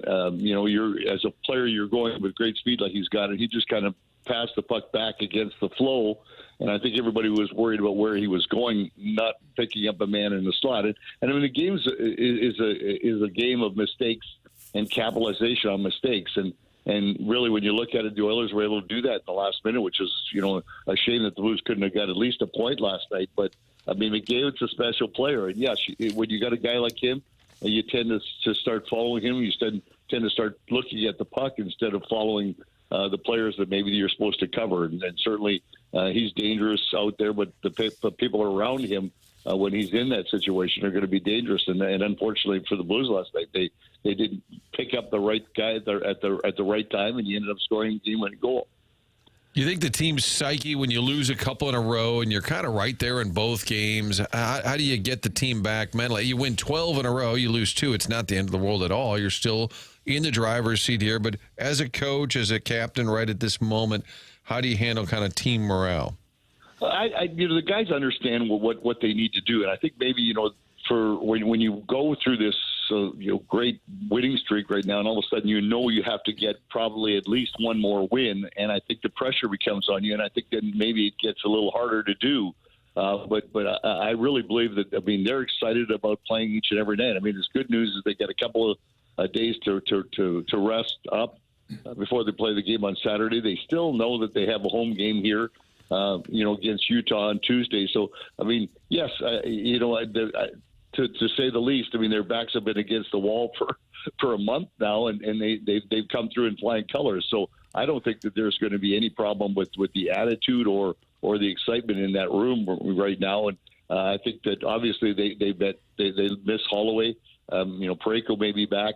Who knows for the weekend as well? But it's not that they're not playing with energy, and because they had great energy last night. I thought the forecheck was there. They didn't get as much, into the offensive zone the last couple of games as they'd like to. Obviously, Winnipeg they didn't, but I don't think that there's any problem with the excitement or the attitude that they have right now, and they'll be ready to go on Saturday. But the pressure is even on them more now with Calgary continuing to win, and they know how hard it's going to be.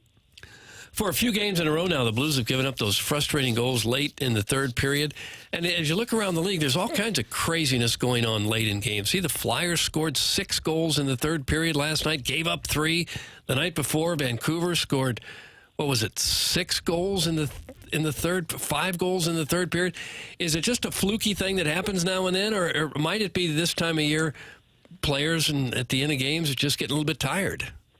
Yeah, I would say more that, Doug. The players getting a little tired, and I think, the game, that was incredible, the game the other night, as you said, in Dallas there. For Vancouver to score 3 goals in the last minute, that's the first time, I guess, it's ever been done in history in the NHL to score 3 with your goalie pulled in the last minute and then win it in overtime. But I think it's sometimes you got a 3-goal lead, you score that empty net goal, and then, you relax because, oh, God, the game's over. They got no chance now. So, it just goes to show that you got to play the full 60 minutes.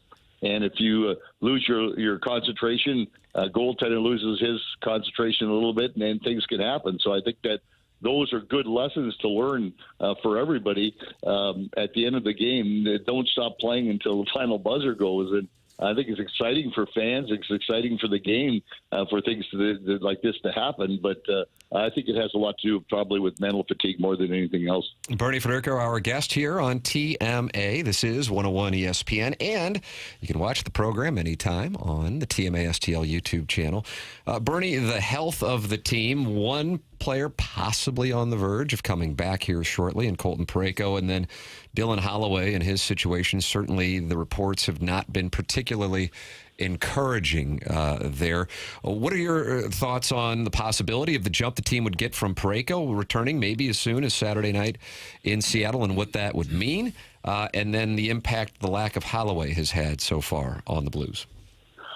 I'll speak about Holloway first. Tim has said, Holloway has been a big factor because, the Blues have had two really solid lines that are very offensive, and Holloway was maybe a bigger part of that than we would have ever imagined. But he kind of was the offensive threat there, playing with Shen and Kyrou, and that gave the fact that you could have Thomas and Buchnevich play together, and whoever you want to put, whether it be Bolduc or Neighbors, could go in on line. You get two lines that really can be very, very dangerous. And now the element is not there anymore with Holloway gone. And I think that really has been a kind of a real factor that probably really factors in on the way the offense has to go on this hockey club right now. And I think that's really been a big part of the lack of the maybe the scoring chances that the Blues have had over the course of the last 2 or 3 games now. So I think that's going to continue to be a factor, but someone's got to step into that role. Snugger's getting that chance. Bolduc's getting a little more of that chance, and we'll see where that goes. But certainly to have all the way out of the lineup is a huge factor because, I mean, the dynamics of this hockey club has really, really changed. With Fedde coming back, I mean, it's always good. One of your best players comes back, it always helps you, whether it's offensively, defensively, whatever his job is going to be. I mean, I think we all saw that. I mean, McDavid's the best player in the game, and for him to come back last night, you could see the difference with that Oiler team. I mean, that was a secret coming that he was even going to play last night, and I even said yesterday, well, the Blues are going to have an easy 2 points tonight because, no Draisaitl, no McDavid. I mean, that's really the heart and soul of that hockey club. And then all of a sudden he shows up and plays last night. So I think that you saw the dynamics of that team change so quickly. And I think that Fedde can do that too. Now, whether or not he can add to the offense, I mean, the Blues are going to have to play a real solid, much more solid defensive game. In Seattle, they play a solid defensive game, and the Blues are going to have to play for a 2-1 game in that game. And I think that's kind of the way they have to play right now as they get set for the playoffs. But certainly, it'll be nice to have Fedde back if he does come back on the weekend. Bernie, we haven't talked to you since Ovechkin set the record past the great one, Wayne Gretzky. I would assume even in the game, people thought there's no way anyone will ever top 894. In the last couple of years, we knew it was a possibility with Ovechkin. Did you think at the time when Wayne left with that nearly 900 goals that was insurmountable? I did. I thought the whole show that he put on was insurmountable with the goals, assists, points. What he did is just it's unbelievable, to be honest with you, when you think he's more than 1,000 points ahead of anybody else. I mean, he's got more points than anybody else, or more assists than anybody has points in the league, in the history of the league. So yeah, it's quite shocking, but it certainly is great for the game. I just love the way everything was portrayed the other day when he broke that, to have Wayne there. Wayne's got so much class.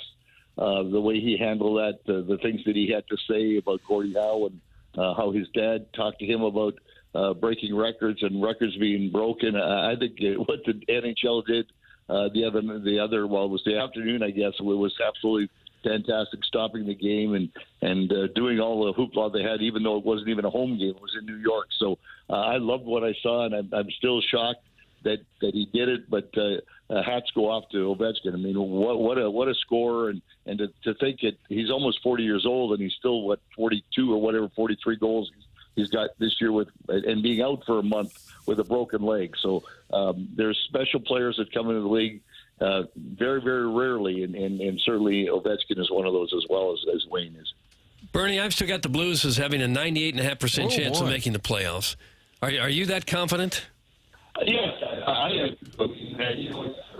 mean, yes, they got 4 games left. I mean, they get 3 of the 4 at home. The Blues, as I said, I mean, I think that 95 points, one win is going to do it. I mean, I don't even know if Calgary's going to be able to pull off even 3 wins. I mean, Calgary's got Minnesota. Minnesota's got their big guys back last night. It's interesting how that can change. You get Kaprizov and Eriksson come back and they get 6 of the 8 goals that Minnesota had last night, and Minnesota hasn't been able to score any goals at all. So they get 8 last night. So I mean, they're going into Calgary next, and I think Calgary's going to have their hands full with that one. I'm sure that they're probably Minnesota trying to get into that first wild card spot, just like the Blues are. So I've got a lot of confidence that the Blues are going to certainly be there for the playoffs. Blues and Kraken Saturday, and yes, indeed, tomorrow night. That is certainly of interest to Blues fans with the Flames and Wild playing each other. Then the Blues come home and wrap it up on Tuesday, and we'll find out where things stand for the Blues in the Stanley Cup playoffs. Bernie, always enjoy the conversations on Thursday. Thank you so much for your time this morning. Have a great day. Thanks, gentlemen. You guys too. All right. That's Bernie Fedderko with us here on TMA, joining us on the Callier and Thompson phone lines. And Doug, he believes, just like you do, that the Blues have a 98.5% chance of making the playoffs. That's about right. It would take a real shocker at this point not to get in, wouldn't it? They'd have to lose their last 2 probably, and Calgary would have to almost run the table. And that would be a shocker. Yeah. One thing that I'm hoping for tomorrow night is a no 3-point game. And I think, Martin, you're right. Minnesota, go ahead and take it.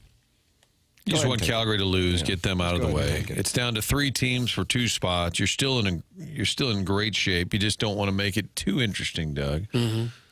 And Calgary's got the next 3 at home. They got Minnesota, San Jose, and they've got Vegas coming in Tuesday. So there could be a scenario where you're playing at home, the Blues are, and that Calgary game in Vegas means something, and maybe Vegas finishes them off while you take care of business. But go to Seattle and win. Just take care of business. We don't need to be scoreboard watching, Doug. No. Take care of business. Yeah, and maybe in that last game against Utah, you can rest a few of the guys. If you'd want to. I think you probably would. You don't want to get anybody hurt. Yeah, especially considering if you had it wrapped up. I mean, last Thursday night, those guys got blown up in the second period against the Penguins. Yeah. So, yeah, there's been some carryover health-wise, and they've been pushing here for really the last month and a half since the Four Nations. Doug, is it 1992 or is it 1993? Because when I gaze at the leaderboard amongst the azaleas, why, look, it's Fred Couples and Bernhard Langer, both at 1 under par and a stroke off the lead of winning their first, second, third, fourth, fifth Green Jackets. Okay. Why, what a miracle we have in Georgia this morning as the 67-year-old Bernhard Langer is 1 under par, and there's Freddie Couples, maybe motivated by Houston's last possession on Monday night, starting strong at the Masters. Well, it's possible that some people haven't paid their taxes since those guys last won a Masters, and if that's the case, they should contact Mark Milton. So some of the listeners haven't paid taxes for 3 decades? Yeah, so you could be in some trouble. You know, they've been busy texting the show, Doug. Right, and you just keep forgetting. Year after year, you forget, and you don't file your taxes. What are you going to do then? Well, that would be a tough one for Mark Milton, but if anybody could get you out of hot water, it would be him. He's done it for a number of years now, used to represent the IRS in tax cases throughout the country, and even received the DOJ's Outstanding Trial Attorney Award. This guy is not just the best in St. Louis, he's one of the best in the entire country at getting you out of IRS trouble. Maybe you've got 30 years of unfiled tax return, maybe just a year or two. Doesn't take much to get in trouble. You can have tax liens, bank levies, wage garnishments. The IRS can make life extremely difficult for you unless you have somebody like Mark Milton in your corner. He helps individuals and small businesses solve their tax issues. You'll be saying, I'm not guilty. I'm with Milty. If you have any kind of IRS problems, contact Mark Milton at stltaxlawyer.com today. Remember, the choice of a lawyer is an important decision and should not be based solely on advertisements. There it is. Mark Milton, longtime sponsor here on TMA. Support the sponsors. That is the name of the game. Your leaders right now at Augusta National. Mike Weirdoug was at the leaderboard, but he is no longer. It's Zach Johnson at 2 under and Chris Kirk at 2 under. Zach Johnson would be 2007. Okay. It is. Scotty Scheffler will be on the golf course here very shortly. Tim McKernan, Doug Vaughn, Martin Kilcoyne, Jackson Burkett with you on the program. The program is called The Morning After. It's presented to you by Brown & Krubin. We are in the Fisher Window and Door Store 8 o'clock hour on TMA 101 ESPN and the TMA STL YouTube channel.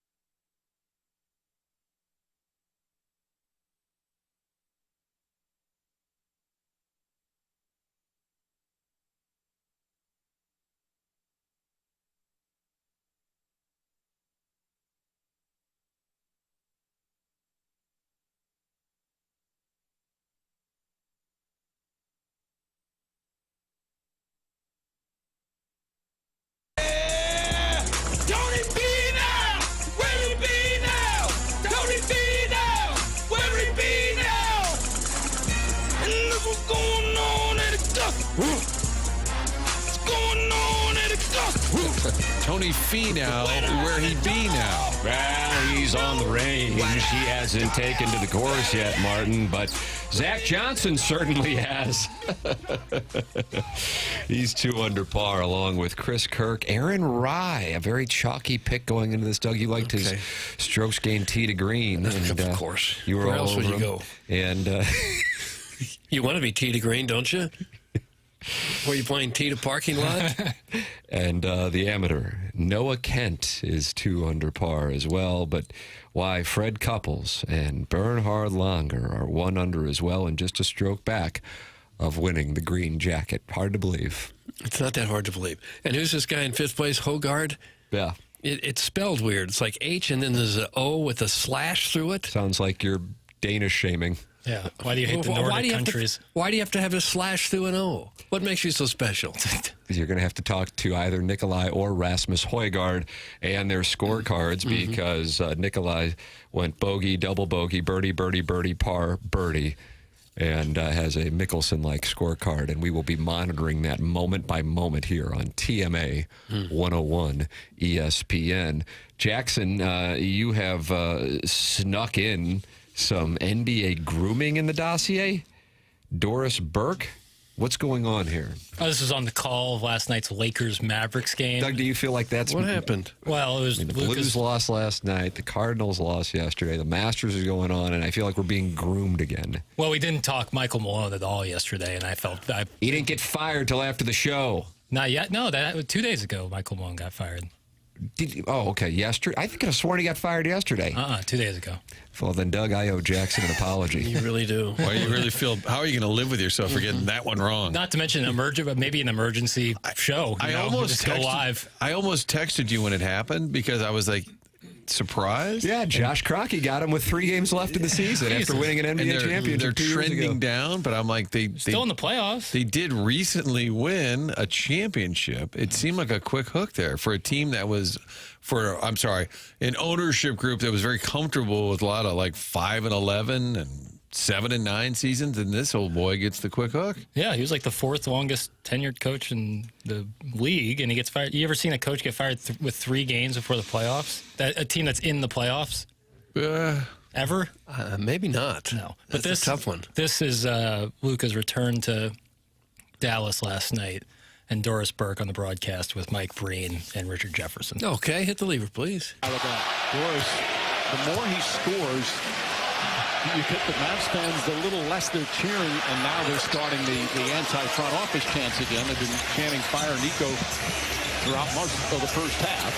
Mike, it's a fan base that feels cheated. And he expected, and I think he feels like he was stabbed in the back because of the way it was done. There wasn't the word. It is so atypical in the modern NBA to have a trade that doesn't leak out early. And you can feel it in this arena, the love they've got for this guy.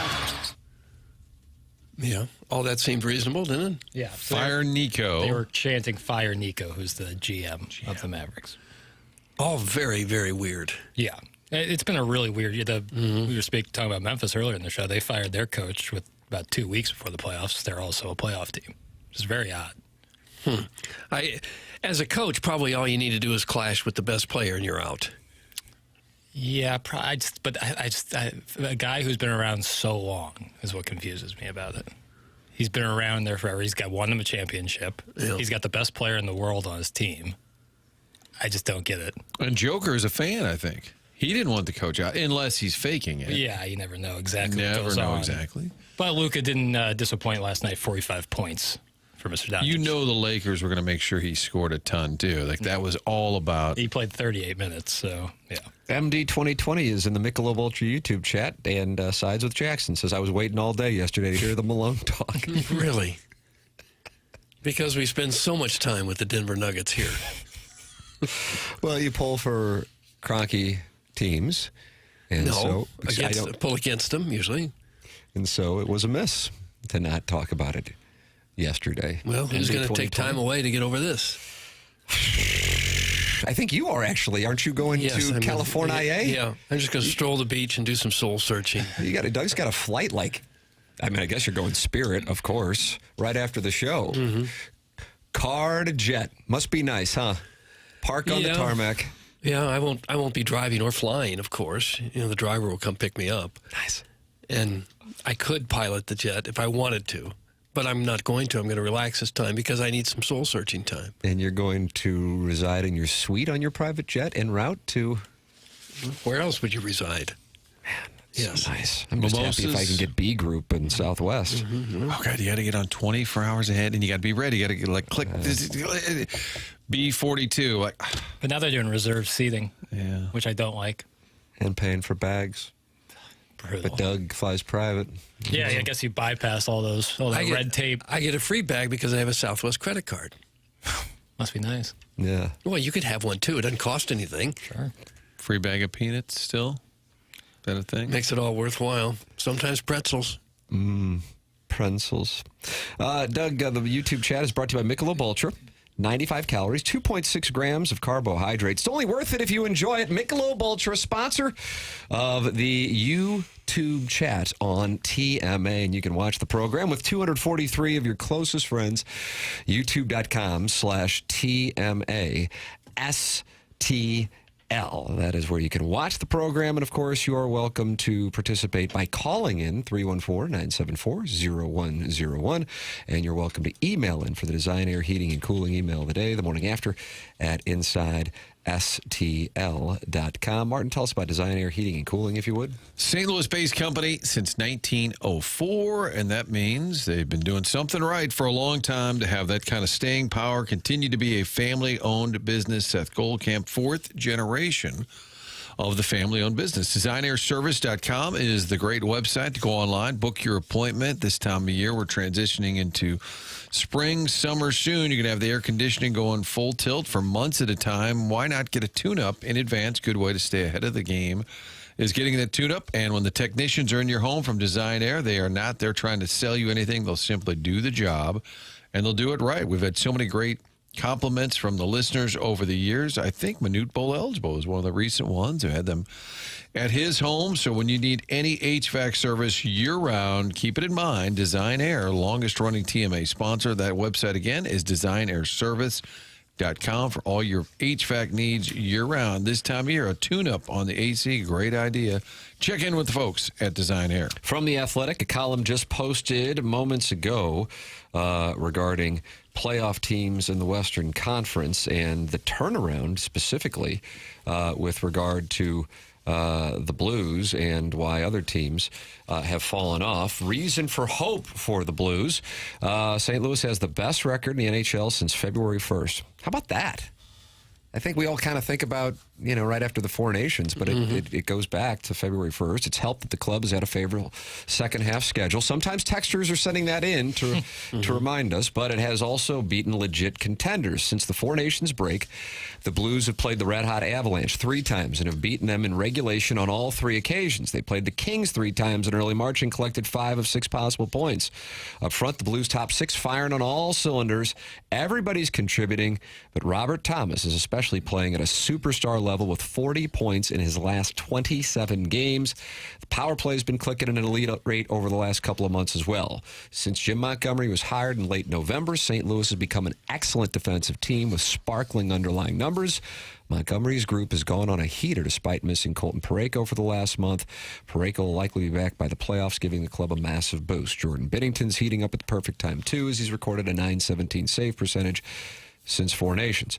Reason for concern, though. Will Dylan Holloway be healthy and productive for the playoffs? The 23-year-old breakout star got injured last week against the Penguin and is considered week to week. The 20-year-old Jimmy Snuggerud's arrived after lighting up the NCAA, so perhaps he can mitigate some of the offensive loss. Holloway missing part of the first round or playing far below 100% health would be a huge blow because he's arguably been the Blues' second-best forward this year. So that is the analysis of The Athletic with regard to the Blues' state and the Holloway injury being what is a focal point around North America and the Blues' chances. It's been 1 week, and he is week to week, but I don't have any hope that would be good news. We've only made it 1 week, so 2 weeks would be right about the playoff time starting. But I would say everything we've said and everything we've heard, it doesn't sound real encouraging. Week to week sounds like a serious injury. And you can sprain your ankle really bad and maybe be back in a week. That's probably a knee, wouldn't you think? Of course, they'd never tell us, just speculating. Talking about Robert Thomas, I'd forgotten that he missed 12 games. He's got 21 goals, 57 assists. If he'd played in those games, he might have a shot to be a 30-goal scorer this year with 70 assists. He's having clearly the best year of his career. And they had him together with Kyrou, Buchnevich last night. Those guys were great. Yeah, that was an impressive performance. That, if you're talking about a highlight from last night, Martin, you're right. Those three together making plays all over the place. It was really discouraging, though, when Kyrou got that early goal. You're like, all right, here we go. It was about a minute 20 later-ish that the Oilers get it back. That drives me crazy. I know the 6-on-5 late in the game is almost a guarantee. Then they had the 6-on-5 with the delayed penalty, and they scored last night. But my pet peeve is when you score a big goal to either tie it or take the lead, and then you immediately give one back. It's just so deflating. Before they even have time to make the announcement, the other team's scoring again. All of that said, Winnipeg, you were there. You were in the game. Last night, you were in the game. Looked like it was going to overtime. Just a crazy turn of events late in the game. How about Neighbors looking to fight Corey Perry earlier? And he didn't look like he really wanted to fight him. No. But it was the right thing to do. And I could be wrong, and I love Jake Neighbors. I love the fact he's just going to immediately jump in there because Binnington thought about fighting Perry. I thought Neighbors was looking at the officials kind of like, okay, are you jumping? Usually when they sort of stop fighting, I felt like the refs were waiting for him to throw some punches. Like they were literally just watching it like everybody else. Yeah. Perry didn't look like he was terribly interested in it either. And when the refs stepped in, they both kind of went, okay, we're good. All right, that's enough. Doug, they're not happy in the Air Comfort Service text inbox. We've disappointed them again. Late night listening to ESPN on the radio leads to having to listen to you fraternity brothers yuck it up about the peanuts on Southwest. Why don't you talk about the hookers y'all slept with in Jamaica? That'd be much more entertaining. Doug, you want to start talking about some of your friends? Go to hell. I did not have that experience at all in Jamaica or anywhere else my entire life.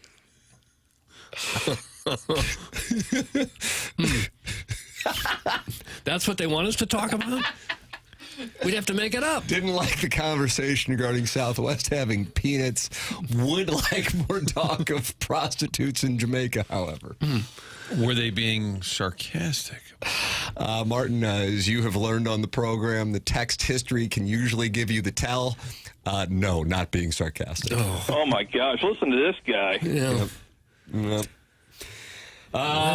Perry is a dirty piece. Literally skated right into Binnington's pad. F him. Okay. That's from Scuba Linneman, and he's not happy with Corey Perry. Yeah. And boy, that Binnington. Ooh, cats and dogs. Jumped when you right upset him. Ooh, cats and dogs. I love it. That means it's almost Stanley Cup playoff time when Binnington's losing his crap. Right. We want him to do that. They had Monty on the bench, and he said, I respect Corey Perry's career, but that's not a hockey play. I think Monty was hopping. He was not happy with the officials either. No, he was asked about that foul in the game. Said he didn't want to get fined, more or less. Yes, he dodged the question. Here is what he did say regarding the no call before Edmonton's game-winning goal.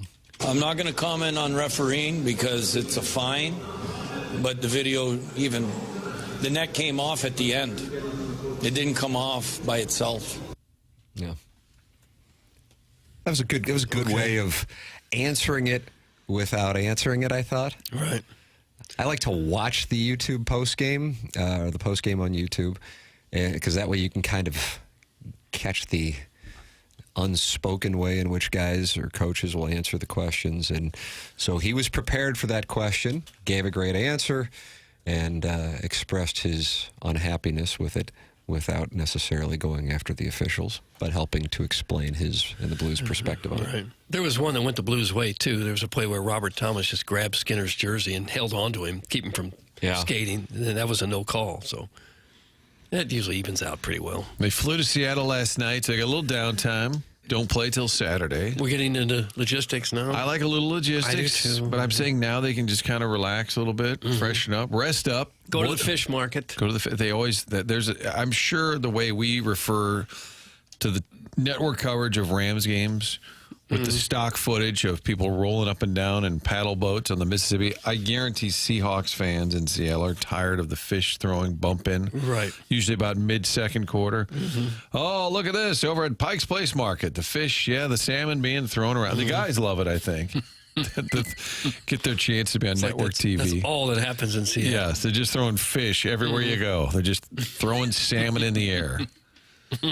But a nice little break for the boys. Right. You get the win there Saturday and take a deep breath. I think. You got him at 98.5%, and it looks like it's Blues and Jets. Hello again, everybody. No, well, it's not the matchup Jamie Rivers wanted. Yeah, he wanted to go to Vegas. A lot of us would rather have seen them play Vegas, but whatever. Just happy to get in at this point. Because it sure didn't look like that for most of the season. It didn't look like they had a prayer. I do think a week ago, everyone was sort of expecting a deep playoff run, and now people are like, oh, let's just get in. And I actually think it's more about the way they've looked without Holloway. And it kind of highlights his importance. That's what I think. Because it's not like they, that Penguins game, that was a 4-2 lead that looked like it was an easy win, and I think people would have just been like, man, they gave that one away. They didn't necessarily look bad, but in the final 8 minutes, they let them back in the game and had to fight for that additional point in overtime. But they just haven't looked like the same team without Holloway, and the fact that the way that is being represented, unlike the Parayko situation, it makes it sound like he is far off. Remember, they had a period in late October, early November where they were really awful. They lost 7 out of 9. Ottawa beat them 8-1. Washington beat them 8-1. They weren't even in some of these games. Montreal beat them 5-2. And it's just been a total and complete turnaround. It was in late January, the Colorado game, where they just got smoked out there. They've since beaten them 3 times, but that felt like a team, all right, it's just done. We got Monty, that's great. Young guys, let's worry about next year. And that was about a week before the Four Nations break. Yeah, they lost 4 in a row then, and 6 out of 7. They've had some ugly streaks, but turned it all around with 12 in a row. They're not in yet, Doug. Yeah, well, they're almost in. They're almost in, and they're going to get in. 98.5% chance that this club gets in. According to Money Puck, it's 94.6. Well, Puck Monkey is never very accurate. Wow. Tim, I don't like to crowdsource, except for every other show. Right. I think we need a state of the people. I think we've got a Blues team that's struggling a little bit, a Cardinals team. Can we open the phone lines? Oh, my. I would like a state Chairman Kurt does not think that's a great idea, but now he says bring it. Okay. Now he says bring it. All right. Ever watch that Meet the Press? What? Never mind. Martin, there's a sampling of what it's like when we've opened the phone lines. Okay, never mind. I regret saying it. No, let's do it. Let's talk to the people. I mean, we've entertained and brought great guests on the show. It's fun to hear Will Clark, and it's fun to have Matt Holliday not call in, and then it's fun. And then it's got Wainwright, and it's been great. But I think what we're missing in this moment, and you never want to miss the moment, like Tony at the All-Star game in 2007 when he didn't use a guy named Pools, and he said he missed the moment. I think this is a chance to talk to the people. I think we should. Martin, sometimes the callers, some of them tend to linger a little bit. Can we put them on the clock? Yeah. Scott Van Pelt wants a golf shot clock at the Masters. Let's do it. Jackie, can you get a shot clock for the callers? Welcome home, Frank. Big Al from the morning show. All right, that's enough. Thanks, Al. Thanks for calling in. There it is. Well, this is what happens. The morning show. I just caught that. Yeah. Pestis from Festus Martin will lead things off. Yeah, there we go. He's on the Callier and Thompson Start the clock, lines. Jackie. Morning, Pestis. Good morning, gentlemen. I've got some news updates from the PFF, the Pestis from Festus helicopter. Oh, what have you got? Well, first off, Jackson has been fired as a sanitation collector for the city of St. Louis. You're gone. He is now, 1 day in office. He is now William Henry Harrison tenure. The sportsman in charge of getting us a stadium out the county and getting us a basketball team and getting us a football team. Yeah, we need all that. So we can have the stadium, which is out in Earth City, the basketball team, which is known as Wind, and then we could have the football team known as Fire. After all of that, we got Earth, Wind, and Fire. Oh, my gosh, that works. Look at him go. Things are happening on this program right now. Here's the next thing. I apologize. Contreras needs to have an eye exam. Mm-hmm. Clock's ticking past this. Oh. Okay, clock's ticking. Last thing. The baby is at the hospital. We're getting ready to have the baby. Dr. Thomas is in delivery. Notice the baby's coming out feet first. He says, we got to turn this around. So they go in, turn the baby around. Now we got head and shoulders above everything else. We're going to win the baby, and we're going to get out of here. You folks have a good day. Oh, wow. You could tell he was like, hurry to get it in. Like he could see the clock. He did land the plane. Fastest from fastest. He had material. Very nice. He's got a helicopter, too. Keith is on the Callahan Times. Martin, you wanted the phone lines? Let's do it. You got them. 314-974-0101. Good morning, people. Good morning, gentlemen. Another day in paradise. My question, I'm new to the St. Louis area, and it just amazed me. I was just downtown, and I saw like 5-6 cars with expired temporary plates or no plates on at all, and the cop was right next to these people. I'm like, why don't they pull them over or give them tickets or do something? I think that would alleviate some of the crime situations downtown. So, go Packers. Go Packers. Oh, wait a minute, Keith. I appreciate everybody is brief. Go Packers. You got a little Wisconsin accent. Is he gone? Oh, yeah. No, I'm still here. Wisconsin accent. That's correct. Where are you from? Where are you from there, fella? Milwaukee, Wisconsin. Milwaukee. All right. We tell some Milwaukee. Yeah, Jackie was there last year. Yeah, Milwaukee's the same thing. It's basically St. Louis, a beer town, sports town. But Milwaukee's doing a little bit more things downtown on the river, what they have there, cleaning that up by the Buck Stadium. But again, the crime is bad everywhere. But, I mean, it just amazes me that the police just don't pull ticket violation in the state of Wisconsin. Would you rather, Keith, would you rather haul in a Northern or a Pike? Or is it the same, Doug? I don't know. Northern pike or muskie. You know what? The best thing is fishing for walleye, but fishing for muskies, and the best part of the muskie is their cheeks. Cheeks?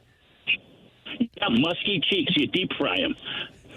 Little just try them if a restaurant ever has it. So.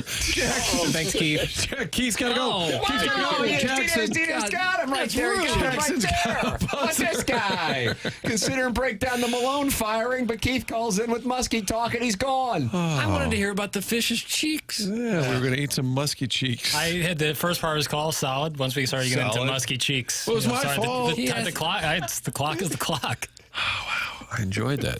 Keith. And I didn't follow. So if you have expired plates, then you're going to commit a crime right after. That's correct. That was the insinuation. Tim, who's next? Let's see. Chairman, you've been sending me texts with numbers. John is next in the queue. Is that correct? John is on line 1. Martin, this is John on the Callahan Thompson phone lines. You wanted a state of the people. Well, you got it. Hello, gentlemen. How are you? Hi, John. Fine, Johnny. I am a longtime listener. I have never been on live air with you guys. So you guys make my mornings awesome. I drive all 3 of my kids to school in the morning, and it's nice for them to hear a bunch of grown, immature men talking in the morning. That could be a promo. That could be a promo. How old are the kids? This could be a problem. I've got a freshman, a 7th grader, and a 4th grader. Yeah, they're ready to hear this stuff. Mm-hmm. It's time. Hey, I wanted to ask you guys your opinion. Like, for some reason, nobody talks about it on Sports Talk Radio. Oli Marmol, to me, has the worst record of any manager in the major leagues in extra innings. And for some reason, nobody talks about it. I don't understand why he doesn't lay so much importance on getting the runner from second over to third with nobody out and bunting or some kind of like ball in action to get that run home. It seems like it's very important in extra innings, and he just doesn't get it. So you want to see them bunt over that ghost runner? I just don't understand why the Cardinals, of all the teams in extra innings, seems to never move that runner over from second. That's interesting. I'm actually looking up his record. That is a take. It's a strong take. It's one of the best takes ever. It is. Romy. If I'm not mistaken, now I know part of it was factored in because Contreras has not hit, as Katie Wu noted in her column this morning, Doug, a ghastly start to the season. Right. But last week in one of those Angels extra innings games, I felt like Contreras bunted over the runner from second to third. With that said, John, as a child of the 1980s and Whitey ball, as I know there is a decent percentage of the listenership that would fall under that umbrella, I love the idea of moving the runner over from second to third. You have a runner, I mean, so many things take care of getting you ahead in that case. I think that's a fair question. I don't know. Then the question would be what other managers do versus Marmol, and if he is an outlier with the strategy he employs in these extra innings. But the record, Martin, you're seeing is... No, I'm trying to find... Okay. I'm getting all sorts of Oli Marmol numbers, but not his extra inning career record. Efforting. Yeah, to me, it's just almost a guaranteed loss whenever the Cardinals go into extra innings. Well, that's almost been this year. I know as a base runner, it's a tough base running play when you're at second and they're bunting. It's not an easy base running play. You're already in scoring position. You don't want to make the risk of getting thrown out at third base on a bad bunt or one right to the pitcher or something like that. And if you don't bunt, you have 3 chances to get a hit to bring him home as opposed to 2. So I think that would be the argument against it. I'm not saying I'm against bunting him over. I'm just saying that it's not as easy just to say, let's bunt him over and he's standing on third base. It's kind of a difficult play. But it's the big leagues, fella. It is. And also, I do think it's fair, and a number of people have texted this in since you brought it up, John, is that perhaps at home that would make sense, but on the road, getting just 1 run isn't necessarily the optimal strategy. If you do bunt over, then at that point you are, increasing your chances of, at best, having 1 run. So I do follow that thought process. At the same time, the Cardinals lost 2 extra inning games at home last week, so it would speak to the Cardinals' reluctance to go that route. But again, the extra inning record problematic for the Cardinals to start the campaign. It may also have something to do with the fact that some of their bullpen pitchers have not pitched very well. And so when you're using the bullpen in the extra innings and they're getting hit. Stevie Matz was out there looking for another save. Mm-hmm. First time he'd ever pitched in back-to-back games. Now, largely he's been a starter. That's part of it. I'm kind of in the oh-no camp now when Roycroft comes in. Someone needs to get him in the post. He looks like he's about 7'1" out there. Oh, I think meant the paper. Nope. It's always NBA Moss in grooming. the house. Yeah, absolutely. He looks like he could play the 4. Now, I do think Fedde wasn't going to pitch a 9-inning no-hitter. I do think there's an argument. So I don't mind him like, oh, it's a no-hitter, like the sacredness of that. I do think you could argue, do you try 1 more inning because your bullpen had been used a lot over the past week? I think that's an argument that could be made as well. Somebody did point out later that the picnic table bump is now gone. That we delivered back in February. That is now gone. Yeah, they were 3-0 with the picnic table. No buzzer, Jackie. What happened? He buzzed Keith quickly. John got a longer He didn't like run. fish. He doesn't like outdoors talk. Wow. Yeah, not much of an Such angler. a southerner. You didn't like the northerner coming on the show, did you? Yep. And John brought this John, what's this guy's name? John? What's this guy's name? God, We've had several callers in this last couple of minutes. Let's keep them rolling. John and Baldwin. So John and West Baldwin. County for a lot of you Ladue people, but really, like I find myself people. central. John, thanks for the call. We've got more to get to, except probably nobody on hold right now. So call in at 969 Thursday Fun. 969. That's what it's called. 969. That's the phone number. 969 Thursday Fun. Thanks for taking my call, guys. You're still there. Oh, you just got the buzzer. Martin's Dangly Bits is on. Oh, wow. Martin's Dangly Bits, you're on with Martin. MDB. Hey, fellas. How we doing this morning? Oh, we're fine. Thanks. I'm a pretty new listener. I started listening after Randy got unceremoniously fired. And I just want to say, I know a lot of people call and jack around, but you guys, since I've started listening, have truly changed my life. Really? In what way? Yeah. Well, I used to suffer from insomnia, and most times when I'm working, I have to listen to the podcast at night. And when I hear Doug's silky, smooth voice, it just puts me right to sleep. Is that right? Barry White does the night. The only problem with that is that, I usually wake up with my Hello Kitty boxers stuck to my legs from all my man juice. Okay, that's enough. How did that happen? Put it up. Kenny's mic. Buzz his ass.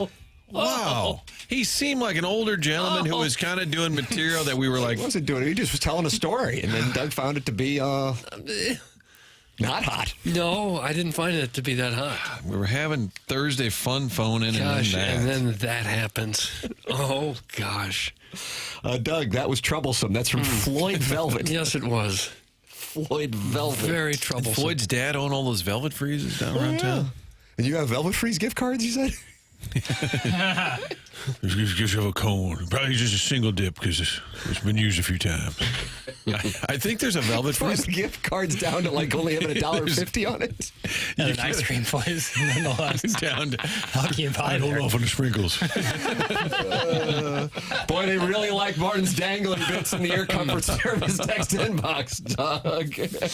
You guys just got it. That's from Jackson's buddy. His name is Sweet Kai, and he was scolded by a woman who was not happy that Sweet Kai was with the woman that she wanted to be with. No. And that was right across the street here, I believe that happened. Buy at the very least. Buy at the very least. Seemed like maybe full bore. They're usually with the callers is right at the first voice note. You can kind of tell if they're going to be goofballs or if they're, really new to the program. And that guy sounded new to the program, so I didn't see that coming. Yeah, he got potted down, too, I hope. He got buzzed. Yeah. You didn't suspend him, though, I noticed. I may if he ever calls it again. Then you're applying tariffs to tariffs. That's right. These suspensions too. I've noticed that's a new addition to the suspension log. Tim's toothless boy got a 20% tariff 2 days ago. Yeah, he doesn't feel good. He's active in the text inbox. He'll negotiate. The Michelob Ultra YouTube chat is also active, and you are welcome to participate in there. It's youtube.com/TMASTL. And now we head to the Azaleas, Doug, where we have a 8-way tie at the top of the leaderboard. This playoff is going to be something else. Well, it could be because they've only played a couple holes. Tell Jonathan Vegas, who's on the back nine. Okay, if I see him, I'll tell him. Nikolai Højgaard, Zach Johnson, Chris Kirk, the amateur, Noah Kent, Aaron Rye, who wears 2 gloves, Brian Harmon, Jackson's friend, the happy little hunter is what he calls him, Steven Yeager, and Benny On. All tied at 2 under par and getting ready for a playoff to decide. Too early. It's too early for that talk. It's not even moving day. And why does Højgaard think he needs a slash over the 0, over the O in his name? Suspend him. Well, I'm close. I'm really close to it. Trying to have some patience today with some of these people. Yeah. And Bernhard Langer and Freddie Couples both just a stroke off the lead as they try to turn back the clock to the early 1990s here at Augusta. Kenny Perry is on the 12th. It's probably like the most pretty relaxing for Freddie Boom Boom Couples to just kind of go out there, know you're not going to win, and just kind of get to play Augusta and hang out. Yeah. Probably is really fun Thursday and Friday. Yeah. Well, he's still good enough that there's a chance he could make the cut. He can make the cut. Yes. Yeah. It'd be awesome, though, if he won. Oh, my God. I think Nicholas, at 59 years old, kind of made a run. Was that in 01? Is that Doug, what year way did too? Nick- Was that I way don't know. too? He was 46 and 86, right? Oh, okay, so that can't be right. I got Marmol's record in extra innings at 22 and 23 in the career. And that is the worst in baseball? I didn't look into all the other managers, but Probably about the norm, like 500-ish. I would think. Kick Højgaard off the tour, Doug. That's in the 314. This guy. Well, if he continues to put the slash through the O in his name, I might. Why don't you put an O in the slash in your name? I was still bothered by Tom Newton's umlaut. That bothered me a lot. That was number 61? I don't know this number, Tim. Well, then how were you able to spot him from the press box? Well, And comment 20 on years his- ago, I would have known his number. It's kind of slipped my mind at this point. He was an offensive lineman, not a signal caller. We were talking about former Blues at work the other night, and producer Dave said Lee Norwood. I said 23.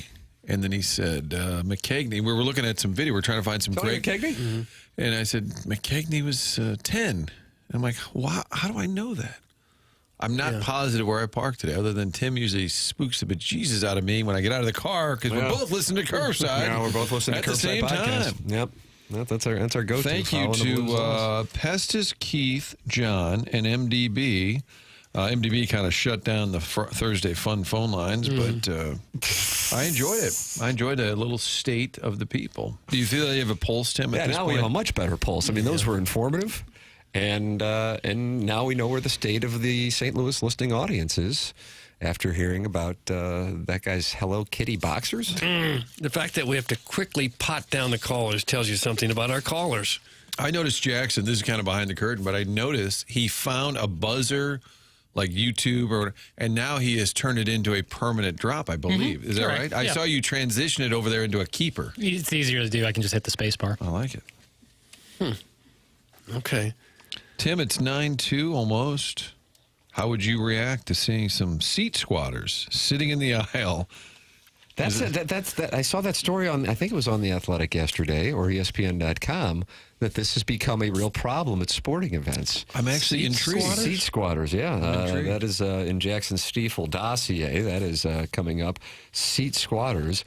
And see if people have experienced this at Busch Stadium or at the Enterprise Center, that seat squatters are ruining sports fans' experience. We will explain what seat squatters are and find out if you have experienced the seat squatting epidemic. I like it. That is coming up. Then you can email in for the Design Air Heating and Cooling email today, coming your way at 10:45. The morning after at InsideSTL.com. Design Air Heating and Cooling online at DesignAirService.com. Doug, it is 56 degrees and sunny. Let me take a look at Old Glory out there. Okay. What do you Not think? even moving. Okay. It'd be a great day to go out there and ball strike. You're going to be able to post a low number because the wind is down. It's a beautiful day in April in St. Louis. If you run into any HVAC problems, why, you work with Seth Goldcamp and Design Air Heating and Cooling online at DesignAirService.com. Longest running sponsor on TMA. And that's where Martin's a client, Doug's a client, and I'm a client as well. That's Seth Goldcamp and his team. You got any issues with your HVAC system, go to DesignAirService.com. That's Design Air Heating and Cooling, longest running sponsor on TMA. Tim McKernan, Doug Vaughn, Martin Kilcoyne, Jackson Burkett, Chairman Kurt with you. It's TMA on 101 ESPN.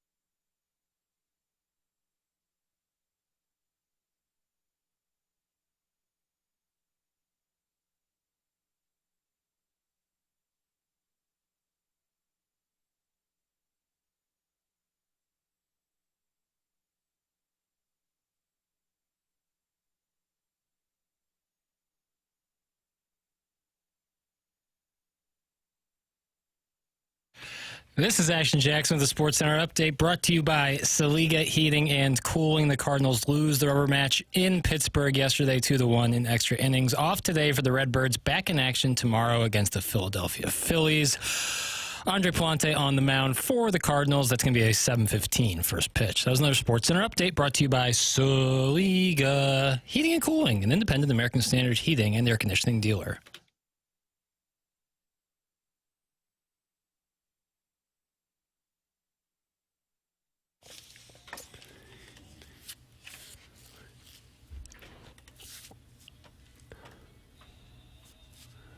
Augusta, dogwoods and pines on my mind like a song. Gosh, this is good. Augusta, it's you that I love.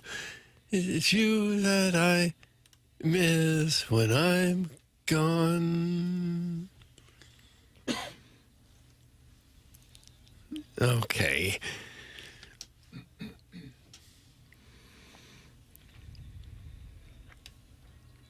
Oh, gosh.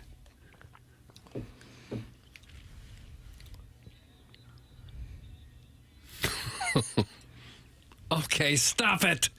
Kind of hard to rhyme anything with Matsuyama. I'd like to see him try. Oh. Well, listen to the crowd. What's the crowd doing? Is this a live performance? The hell is that? Maybe they put video with it and someone sank a putt. I have so I told you guys it was hard to find this song. So I typed in Dogwoods and Pines Masters. And so the video I pulled up, I didn't realize, I think it's some guy's like photo library from his trip to Augusta. It looks like a buddy's weekend, doesn't it? A little bit. And in the video, it's Tiger and DJ doing the skip shot onto, I guess, what is that, 16? And so the crowd goes nuts. So that's included in there. But it has the song, therefore, I thought it was good. Dylan was enjoying you singing, Doug, and he wrote, "Serenade me, Dad." Oh, well, Dad. The funny thing is that on certain songs, I can't play them on YouTube, so I hit a certain button, so it doesn't play on YouTube. So for YouTube people, they probably just heard Doug a cappella. Oh, nice. What a treat, like Boys to Men. Yeah. Without the accompaniment. Right. Precisely. Tim, can you rattle off Masters winners with that bizarre mind trap that you have? What year could How many years do you think I can do, Jackson? Going back from now, probably till about like 2000. I bet you could get everything. That was my number. I was going to say 21st century. I don't think, because I didn't play golf for 11 years. 2001, no. So probably till like 15. I think you're going to be disappointed. You know I'm going to give it my best, though, Doug. I'm going to give it my best for you. Okay. 2024, Scheffler. Yes. 23, Rahm. 22, Scheffler. 21, Matsuyama. 20, Dustin Johnson. 2019, Tiger Woods. 2018, the delightful P. Reed. If you can put your head on the pillow tonight, Patrick, you can wear this green jacket. Oh, gosh. 2017, Sergio Garcia. Now the man's getting put to the test. You mentioned him earlier. Now the kind of took a shot 16. at him earlier. You got this one. And I think he had a pie, maybe? A mini pie? Was that who it was? Englishman. Oh, gosh. See, I'm just telling you, that's not strong. It's right when I got back. We were making fun of him earlier. You said he was the most random winner. Oh, Danny Willett. Yeah, so that means Spieth 2015. What happened to Jordan Spieth? If I could have a quick aside. Kind of, I think, similar to Max Homa's regression. Kind of, well, he had injuries, but Homa's kind of messed with his swing. These guys try to chase distance, and it can throw them off. So Spieth 15 was Watson. 14, Bubba 13 Tom. Adam Scott. Yes. 12. You just mentioned Watson. Yeah. This is a tough one. And then it starts getting random around this time. I remember 11 being. I don't know if you know Charles it. Schwartzel? I was saying, can you even spell it? Yes. Charles Schwartzel. Schwartzel. Have the buzzer ready. 2010. Oh, Doug. Big name. 2010, Phil Mickelson. Yes. 2009. We got a Trevor Immelman in there somewhere. We got Zach Johnson in 07. I'm not. Hold on, I'm not there. I'm workshopping it. You're close. You're all around it. Oh, God, Doug, I want it so bad for you. Well, I don't care if you get it. So we're in 2009. I'm going to tell you that you got Zach in 07, correct? You had Immelman in 08. He's back after serving time in Argentina. Cabrera. Yes. 2008, Immelman. 2007, Zach Johnson. 2006, now we're back in Tiger Phil land. Phil? Yes. 2005, Doug, Chris DeMarco didn't know what hit him. In your life, have you seen anything like it? Vern Lundquist. Vern Lundquist did not win. He finished second. 2004, Mickelson. 2003, the cute little left-hander from Canada, Mike Weir. I feel like Tiger's never a bad bet on the anything from 02. Is Jackson giving it to me? I don't know. I don't know the 02 winner, but I would say Tiger's a pretty good guess. I'm going to go Tiger 2002. Martin is not happy, and now people are going to say that was tainted. And now people are going to say it was tainted. No, you would have got that. Thank you, Chairman. That's why our alliance... I'd say this is now under protest, but continue on with this fraudulent quiz. 2011? Was it Tiger? 01. Oh, 2011. 2001.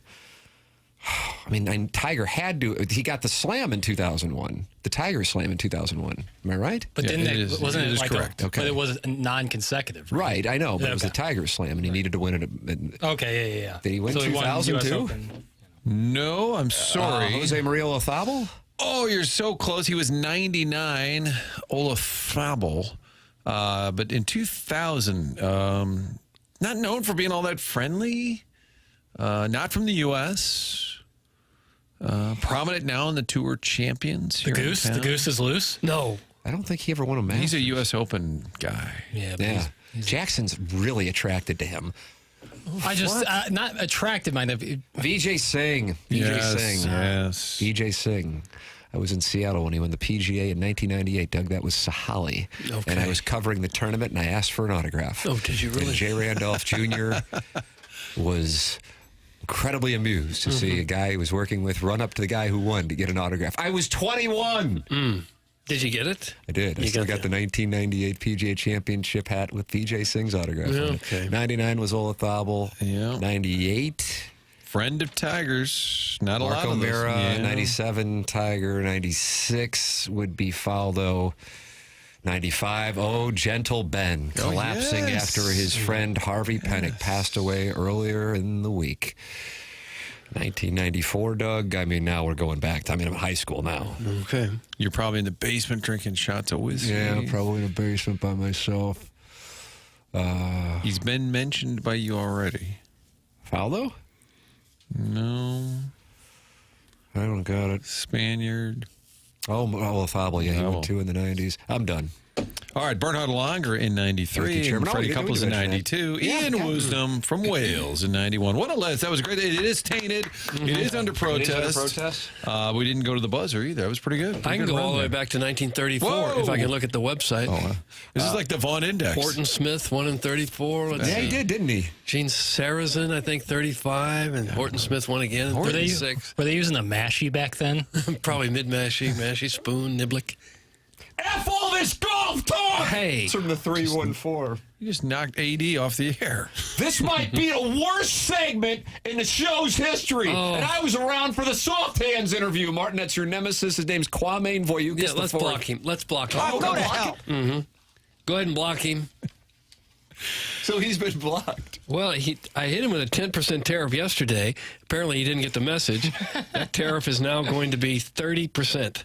Tariff. Wow. On Quamain. That's not reciprocal. That's punitive. Quamain, Voyukis, he's been cheating us for too long. Voyukis, suspension logule, he gets another 2 days, makes 4 days, and the tariff is up to 30%. 30%. I don't like his attitude, Timmy. Kwame Voyukis. Well, he's been sideways with Martin over the surprise guests, I guess, but how could you not like Will Clark the other day? That was a home run. Yeah. So maybe Kwame Voyukis. I have one in the hopper that might top Will Clark, but I don't want to jinx it. Wow. Jackson, are you aware of this one? This is like a 6-inning no-hitter. I'm just going to walk away. You can't even talk about it. No, I can't talk about it. Chairman Kurt is in the YouTube chat, and he says that's one of the most impressive things I've seen him do, and that's a long list. Doug, gosh. That's coming from inside. Don't listen to him, Tim. We could do Masters talk all show. That's from Moistest Alou. And it says in parentheses, Martin, possible burner. Might not be Moistest Alou. I can't. You can't change it? You can change it from phone number to name, but you can't change name? When I go in to change the name, possible burner doesn't come up in the name field, so I think it's just stuck in there. I can't free him from the possible burner moniker, and I apologize because I don't think he's a burner. You think Moistest Alou is legit? Yeah, I mean, like a human. I don't know if he's an Alou brother, but he is a living human. And that's, plus. Living human, Doug. Like to have humans listening. Can I apply a texter name, even though they didn't request the name Jackson? It's just somebody in the 314 who said F blank, blank, blank, all the golf talk. Right. They also texted in early, they're not in yet, assuming Blues playoff talk. Yes, I remember that one. March not happy with Doug for saying that they're in. 98.5%. I'm going to go through the history here. March 19th. Too bad they aren't in the playoffs yet. March 17th. Still not in the playoffs yet. March 10th. Still not in the playoffs. I would like to change this person's text name to they're not in yet. All right. Thank you. Jackson, do we as hosts have the right to change the texter's name? Especially after the first week of the month? Yeah, we have certain license, I believe. Change it and then blocking. I enjoy it. No, I like the theme. Change it. Not in yet. And I want them to text us next October after the first game and say, they're not in yet. I guess often, I'm a big PowerMizzou.com guy as a Missouri fan, and there'll be people theorizing on games that are a couple weeks away or something, and it always strikes me as odd when a fan will come along in the thread and scold the person for looking past, like, Vanderbilt. Like, we got to keep our eyes on Vanderbilt. And I'm going, we don't have to do a damn thing. We're not playing. We're not coaching.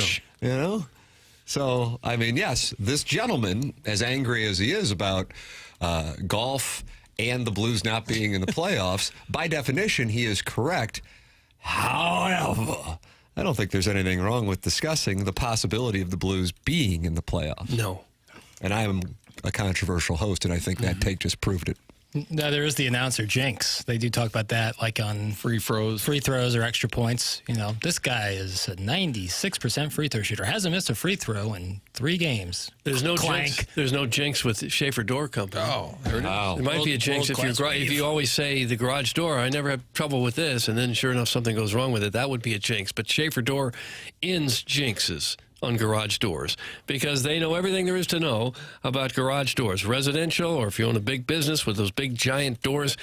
Schaefer's experience in those as well. They have that special Monday morning standby service for doors that break over the weekend. For whatever reason, that's usually when they go, and Monday morning you get out there, try to get out of your garage and can't do it. Can't get up, and it can't go down, and you're stuck. So what do? You call Schaefer Door. That's the name you need to know. I'm going to go ahead and spell it now because there's been some confusion.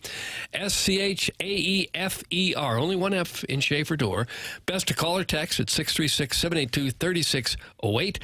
This is a business, been around a while, multiple family members working there, big enough to get any kind of job done, small enough that you talk with a real person when you call them. The service techs are not commission-based. They just want to get you up and running. I've had them at my house a couple times, and my old garage door is now functioning perfectly. Thank you very much. Schaefer Door is a Lift Master partner. Their website is schaeferdoor.com. There it is. Podcast sponsor here on TMA. You can always go back and podcast the program anytime you want. It is The Morning After, presented to you by Brown & Crouppen on 101 ESPN and the TMA STL YouTube channel.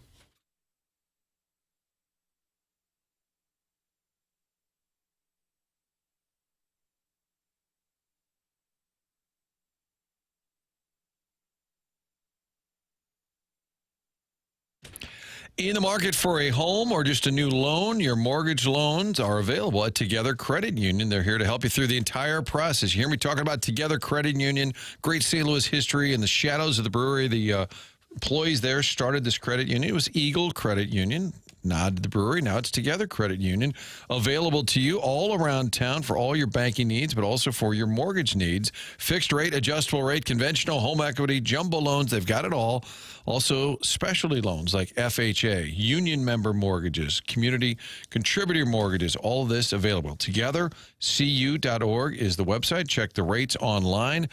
Keep it all here in-house in St. Louis. Together Credit Union's experienced team doing everything, underwriting, servicing, all of it right here locally. Again, togethercu.org or stop by those 14 area locations. There's a rate that'll work for you. All sorts of mortgages available to help you throughout the entire process. Togethercu.org. Together Credit Union is federally insured by NCUA.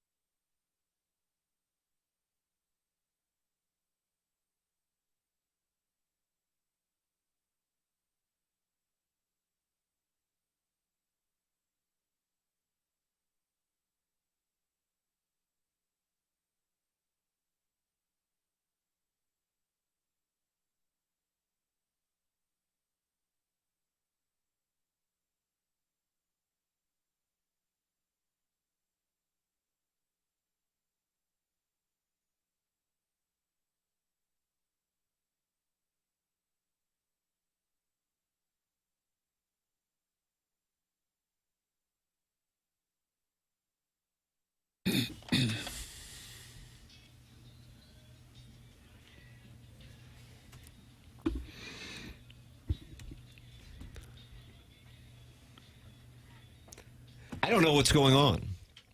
Oh, I have a tie-in for you. What is it? The Cardinals will be taking on the Philadelphia Phillies on Friday. Yeah.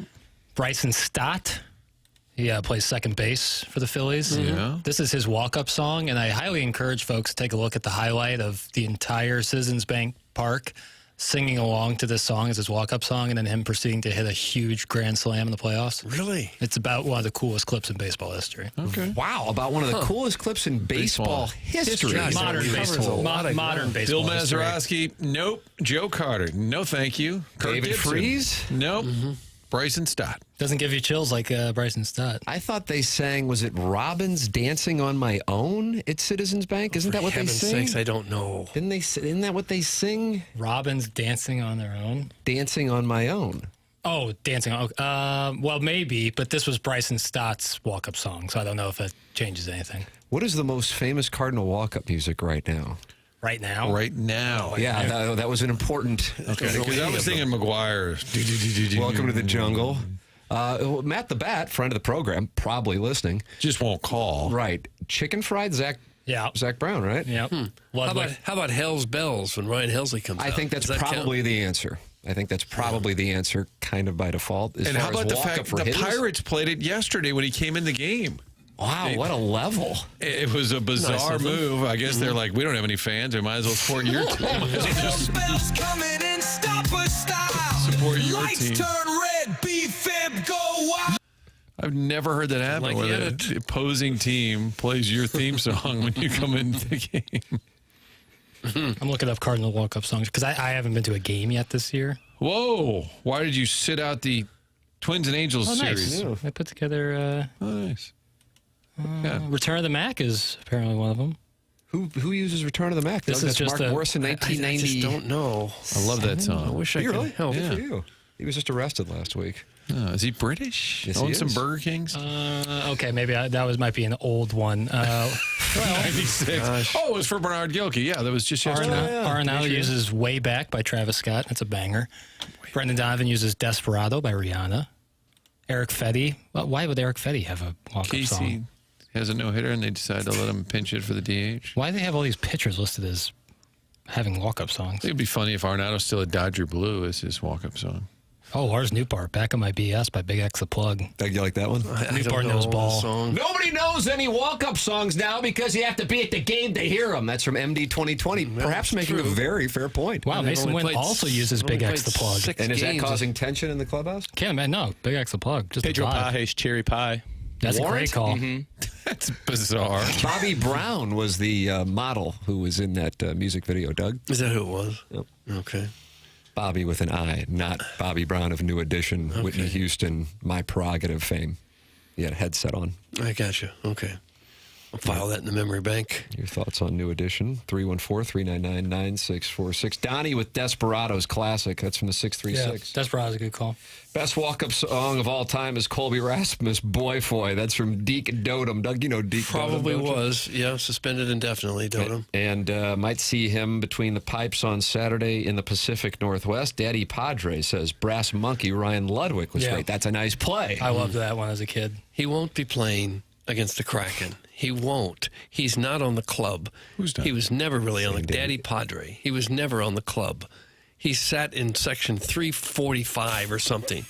In case like 5 other goalies got hurt, he'd come down to be the emergency backup. Eating nachos, but like also at the ready. It's the most ridiculous rule in all of professional sports. It really is. What about the lack of video review in professional wrestling? Oh, well, that's not sports. Doug, would you rather them put the pads on somebody like, I don't know, Nick Leddy, or let Daddy Padre go in there? Absolutely. Put the pads on someone who's on the team.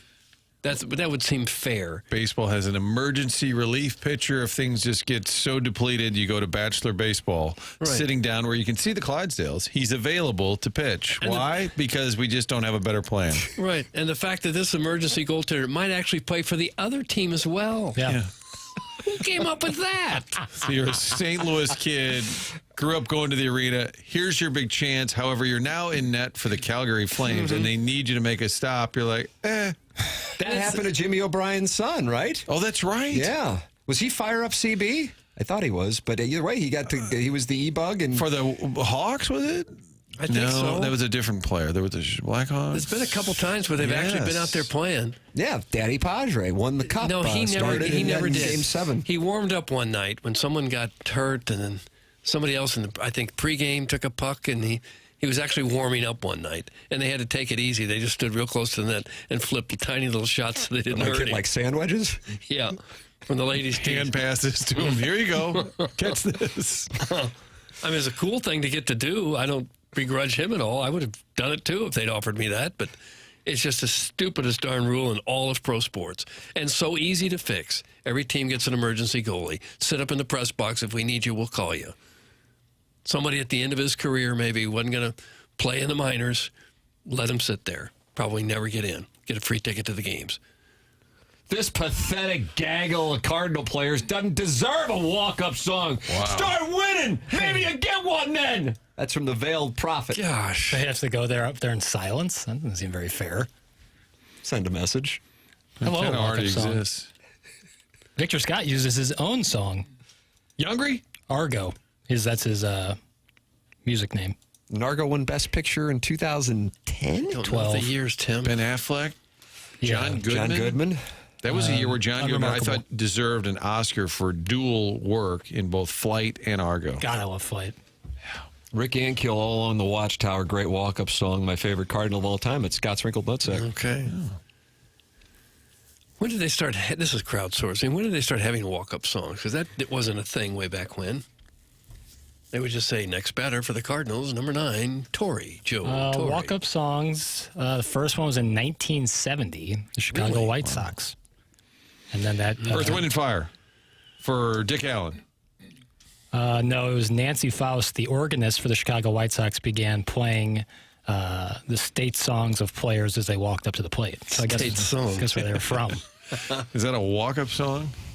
But then some teams hired pep bands in the 1940s. Oh, pep bands. And then they would play when the old Brooklyn Dodgers had a little brass band that would get out on the field and play. I bet you'd like that if the Cardinals brought that back. Love that. Love that. There's some really funny videos of these. Were they in the field of play? Yeah, they got on the field and played and marched around. Jazzy little flute. It was only like 4 or 5 guys.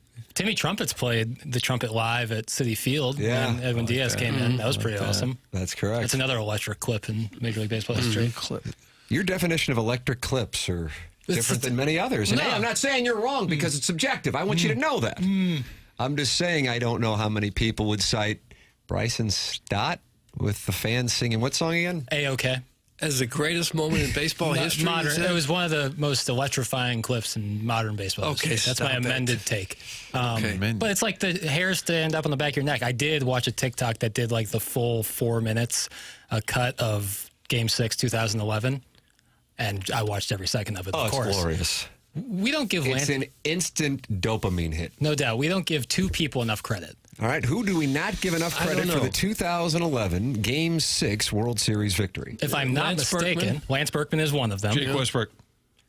Not a bad answer. I believe Kyle Oesch put the bunt down. Kyle Oesch's bunt, yes. Yeah, Kyle. It wasn't a great bunt, but it got the job done. And for a pitcher to come in there in such a high leverage situation at the plate and get that bunt down, shout out to Kyle Oesch. Yeah, and he celebrated with Skip Schumacher's canal following David Freese's home run. Don't say canal. Well, that's what happened. Yeah, Berkman and what about the Memphis Mafia with Descalzo and John Jay? As Darren Oliver, for some reason, was out there pitching, Doug, but we were happy to see it. Yeah, good luck to you with that one. But Jake Westbrook, I believe, got the win in Game 6. That's a good little trivia question. Fact. That's a good trivia question. You, sir? Daddy Padre has just sent in a picture of himself with the Stanley Cup and Cam Jansen. He says, put Stanley Cup winner on my name, Doug. That's probably one of those things. It's like a blow-up Stanley Cup you can buy at Target.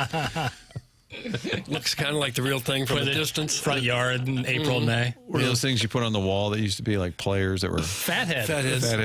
Yeah. Jackson, you're getting support from the 314. Got to give Jackson props here. That was a very cool moment with Bryson Stott. Yeah, look it up because they have... I guess we got to look this up. I'm not looking it up. They have the clip that's no broadcast. It's just the fans singing that song and then the crowd noise. I mean, it's first pitch, grand slam. It is awesome. The greatest moment in modern baseball history was David Eckstein hustling down the line on a routine grounder to second. Sure, he was out by 5 steps, but man, that effort. That's from Shooter McGavin. How about Rick Monday saving the American flag? That was a pretty good moment, wasn't it? Is that 70. It's going back. He was in Dodger Stadium. 2 fans came on the field and started to burn the American flag. He was in the outfield. He ran up and snatched the flag away from him and brought it into the dugout. He's still calling games. Is he really? For the Dodgers. The first ever player drafted in Major League Baseball. We don't give the usher enough credit who tried to chase down the guys going after Freeze's home runs, since she's forever going to be in the highlight of the greatest moment in Cardinal history. That's from Alan Dadeville, and he loves the Georgia Bulldogs. Georgia. Did the ushers really expect the fans not going after that ball? No, but they also have to do their job. I'm sure they do, but... What were they going to do with the ball if they got it? I guess give it to Freeze, maybe? I think it was the airtight policy of nobody's allowed on that lawn. Yeah, boy. Even in the greatest moment in the franchise's history. It's probably, they're worried someone's going to get hurt fighting over the ball. It is a pristine lawn. How about the text that says justice for Jackson? Justice for Jackson. These clips are bangers. Yeah, absolute bangers. And then the next one says, Jackson, were you dropped on damaged as a child? Oh, no. The crap that comes out of your mouth. Jesus. That's right after the justice. No. That's the. I told you, life is about balance. Quinn? Okay. Bring back Bob Cuban. You remember the football Cardinals? He was always on the sideline playing. With the big red song. Dun, dun, dun, dun, dun, dun, dun, dun, dun. I like that. I like the big red. I miss the big red. Greatest recent moment in Cardinal history is when I saw 2 doughy Aftonites making out and smearing mustard on one another's faces after crushing hot dogs and cotton candy. That was during the Angels series, Crestwood Coyote. I guess. You guys ever eat cotton candy? One of the worst things ever invented. It's like eating insulation. It's fiberglass insulation. Your hands afterwards are a type of sticky that I don't know if is humanly possible. No, it's like super glue. It's holding it all together. It sucks. It sucks so bad. Oh. And they only sell it at Busch Stadium in what looks like a laundry hamper-sized bag. Like you can't just have a little bit of cotton candy. They give you the biggest bag of cotton candy. I imagine for parents, I don't even know. That's got to be hell. Is it just sugar and air? It's just sugar. Sugar and air. What ingredients you use? Well, we use sugar and also air. Food coloring, probably. That's awful. Guys, what about the Cardinals' 42-year-old bat boy? That's from the Jerkwood from Kurtwood Martin. As you know, Keith Kachuk was not a fan of Josh the bat boy. Jesus, get this kid out. What is he? Grad school? Retirement? Get out of here, kid. You're not a kid. It doesn't help that they make them wear the uniform either.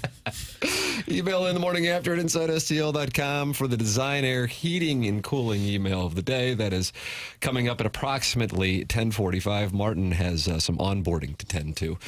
Doug, he is heading out. You're getting on a big old bird from Spirit. And just you, I guess, you and the pilot, huh? PJ, me and the pilot, yeah. And it'll take us, I don't know, 30 minutes maybe to get to the West Coast. God, man, we move. I guess so. Yeah. Martin, tomorrow, me and you, and Jay Delsing's going to drop by for the 10 o'clock hour.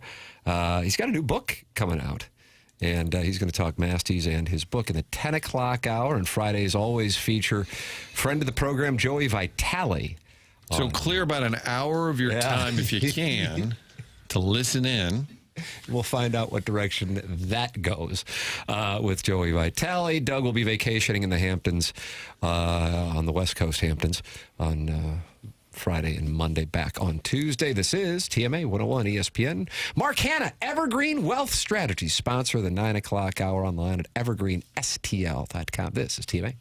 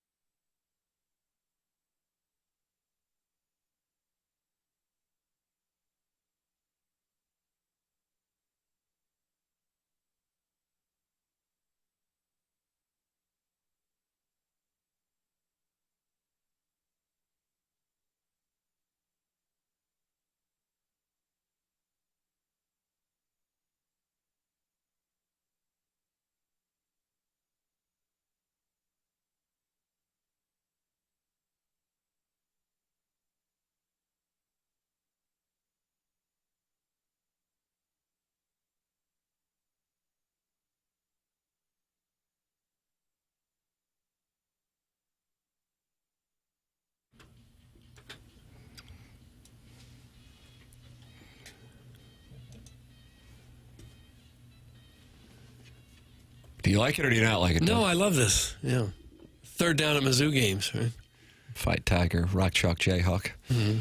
First weekend in September. Where will you be? Probably here. It's going to be a tough ticket. Probably going to be a tough ticket. I'll be there.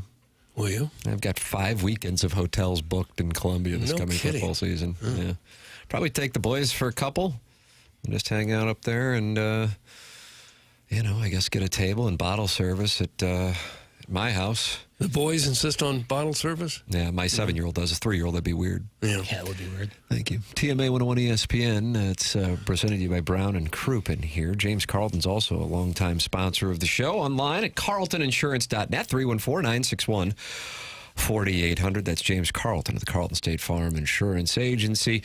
And he's been my insurance agent for 6 years. First-class operation. You can call there right now and talk to somebody in St. Louis, in the offices in Webster Groves, and there's a very good chance that they're going to be able to save you money. In addition to that, you're going to have second to none when it comes to customer service. It's James Carlton, 314-961-4800, or go online at carltoninsurance.net. More than 400 5-star reviews for James Carlton and his team at the Carlton State Farm Insurance Agency in Webster Groves. That's carltoninsurance.net. If your insurance costs a leg and an arm, call James Carlton, State Farm. Brandel Chamblee was giving an idea of what it's like to broadcast from Augusta National. Okay. And I know you're going to enjoy this clip. Right. Take a listen. Okay. Hit the lever, please. From the Foreplay podcast. Foreplay podcast, friend of the show, Riggs. He's sat right where you're sitting. Oh, did St. Louisan. Yeah. Okay.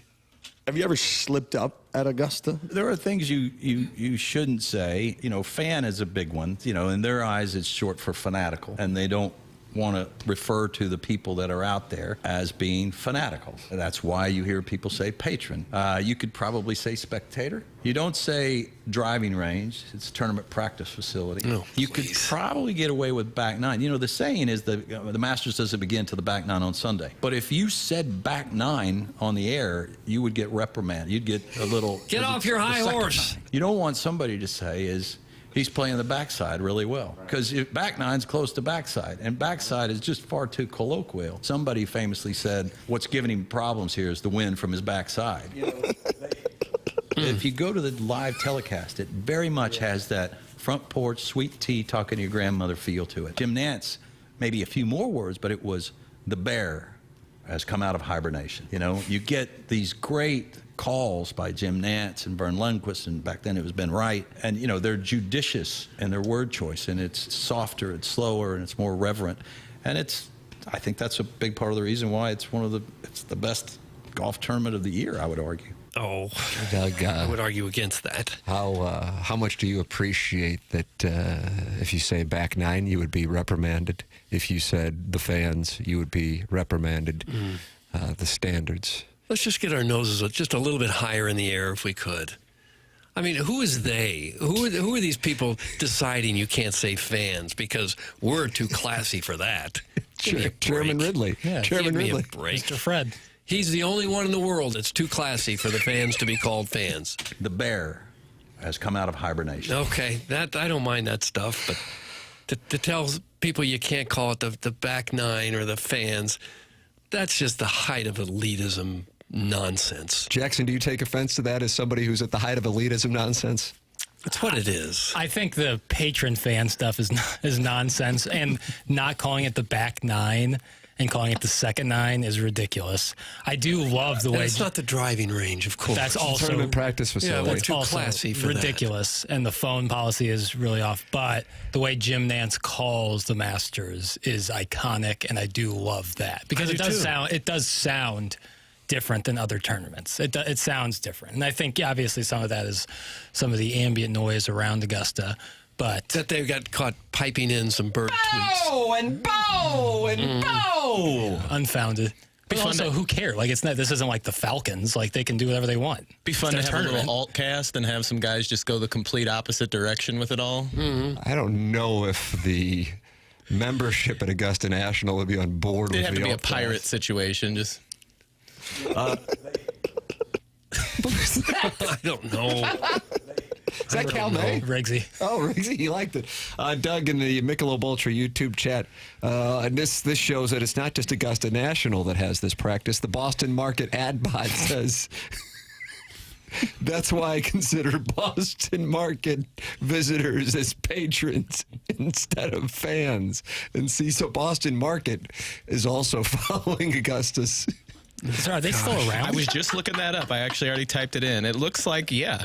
Okay. Are there any locally? I'm gonna There was one over by the Esquire that I would patronize. Nonsense. Patronize. Absolute nonsense. The one in Richmond Heights says permanently closed. There used to be one by rats. South County Mall. The idea of it, though, is a little like like you can have Thanksgiving fast food. Like, I don't know, ham. I thought it was going to be a big hit. You got a hankering for ham. home-style sides. It just seems like some place where you really fatten up. Anybody who doesn't like how the Masters is run or what everything is called clearly has never been to the Masters. That's from the 314. Take that, Doug. Yeah, well, you're right. I've never been there. And if I'm there, I would call, oh, look at the fans. Look at the driving range. Oh, my God, what an oaf I am. What an ogre. What about paying like... Nonsense. It's elitist nonsense. Call it what it is. That's what it is. What if you paid north of $1,200 for a ticket, pulled your phone out to read the text, and they said, sorry, sir, you're banned for life? I believe your phones are taken before you're allowed in. Oh, my God, like a comedy show kind of thing? Yeah, when I went and saw Dave Chappelle and Chris Rock at the Enterprise Center, phones were taken. So then on the way out, you got to find your phone among the other 10,000? I don't recall the system, but it wasn't too tough now that I think about it. Don't they give you like a box kind of thing, like a lockbox kind of thing? Yeah, like an envelope. Yeah, right. And then you get, I guess, the key at the end of it. Oh, Lord. Right. I can almost get behind the no phones thing because that can lead to problems. But it's the fact that they tell the broadcasters, don't call it a driving range. We're too good for that. It's utter nonsense. Masters is overrated. That's from the 314. But you like the Eisenhower Oak? I don't mind some of the tradition of it. It's fine. That's what makes it charming.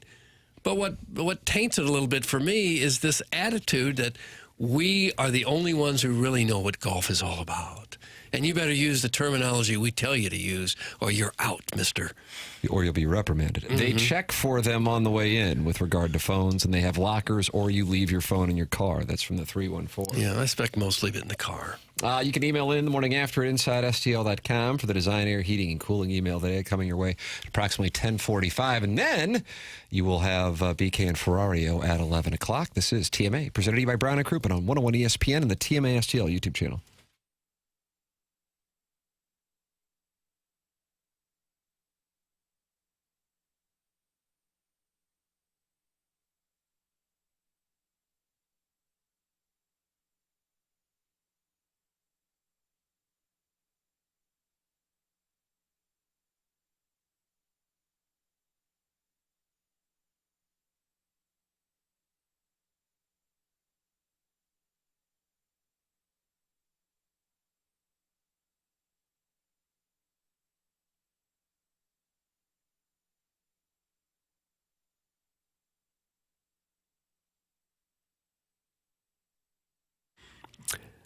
TMA is brought to you by St. Louis-based Stifel, a leading wealth management and investment banking firm. Stifel is the firm where success meets success and has been since 1890. Stifel has financial advisors in 12 offices in the greater St. Louis area and nearly 400 offices nationwide. Stifel also has a full-service investment bank for institutional clients. It's one of the fastest-growing wealth management firms in the world. Been around St. Louis since 1890, still headquartered downtown today, same street where it all started. Stifel has been proud to call St. Louis home now for 135 years. They're also a major sponsor, not just of this show, but also the Cardinals and the Blues and also the Stifel Charity Classic. They also sponsor Stifel Theater. Stifel is honored to support the city, the people, and their future. Stifel and TMA, it's where success meets success. Stifel Nicholas and Company Incorporated, member SIPC and NYSE.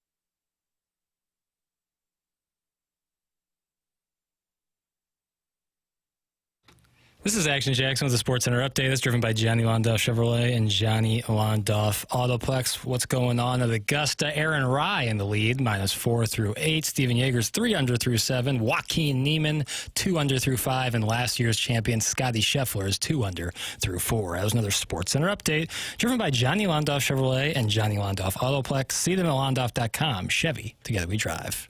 Are you kidding me?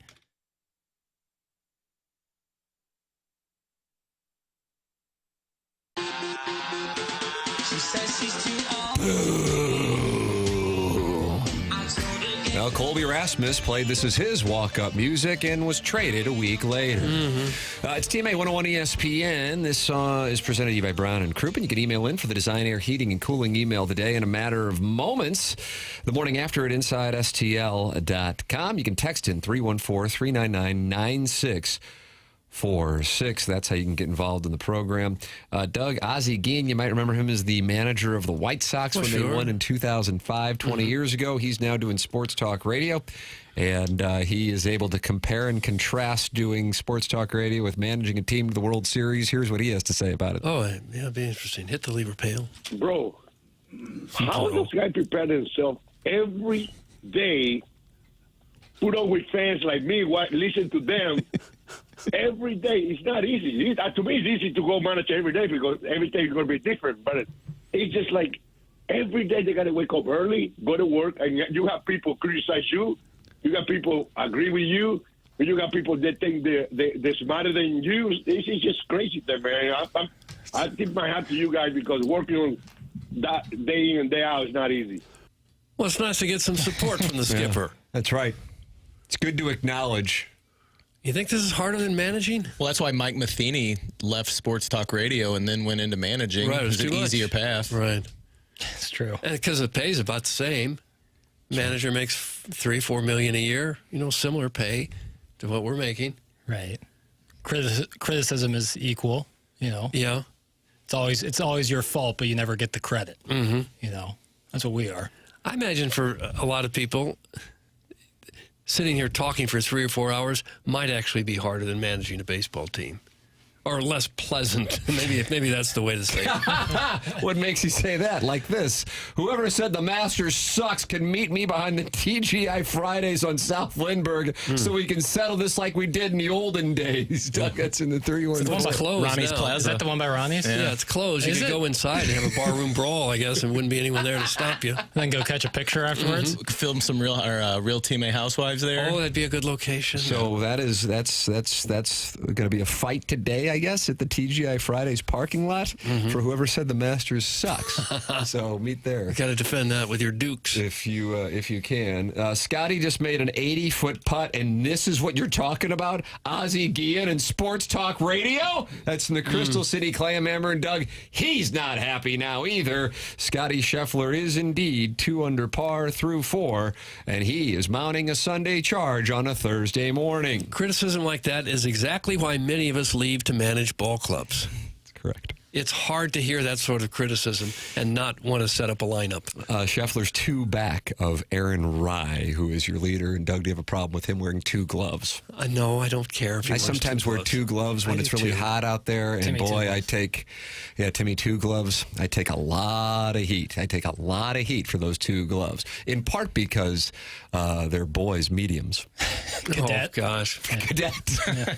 And they Cadet's got way too much room. And they don't have fingers, right? They just have little pincers. Yeah. Like the fact that I hold on to the club with like these metal extenders, people say that's cheating. Yeah, not easy to play that way. That's exactly right. I don't know why everyone doesn't wear 2 gloves.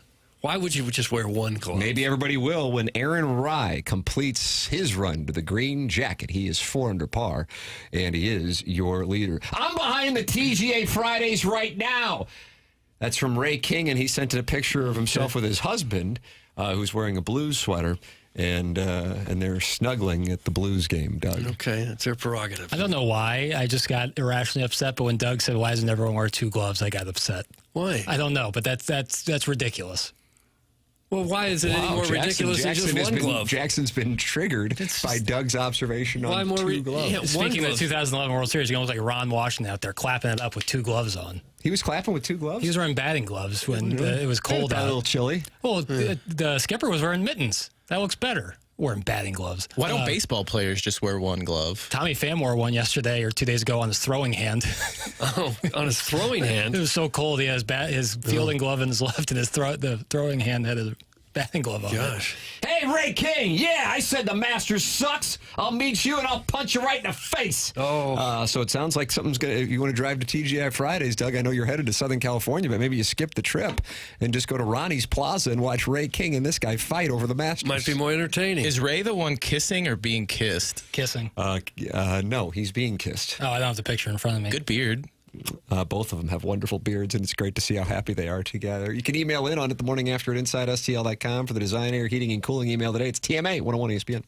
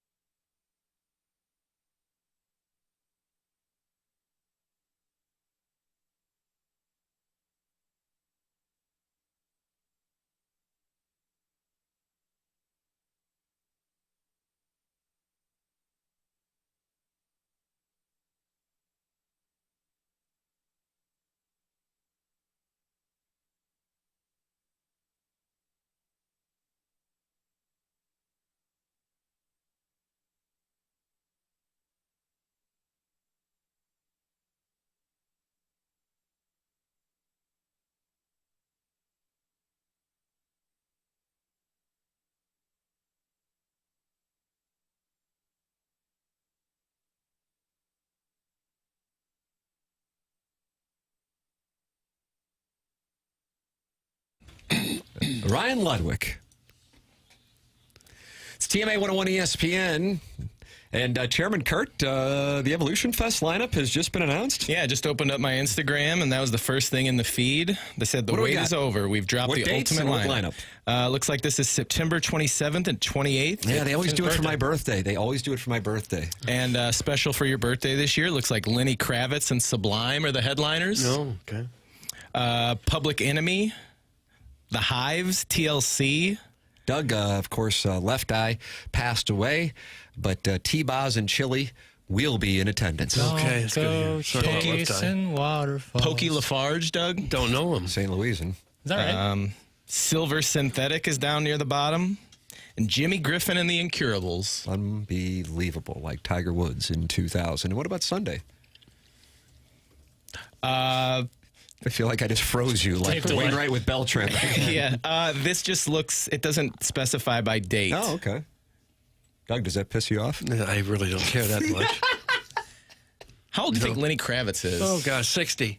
Zoe is like in her mid-30s. I was going to fire a bullet at 58, but then Doug will say 59, and it sucks. I'll say 64. 60 years old. Wow, Doug, I think you shipped it. Yeah. And just stylish as the day is long. Boy, howdy. That Lisa Bonet. Yeah, all-timer. Floyd Velvet says Tim is now the snuggler. What does that mean exactly? I don't know.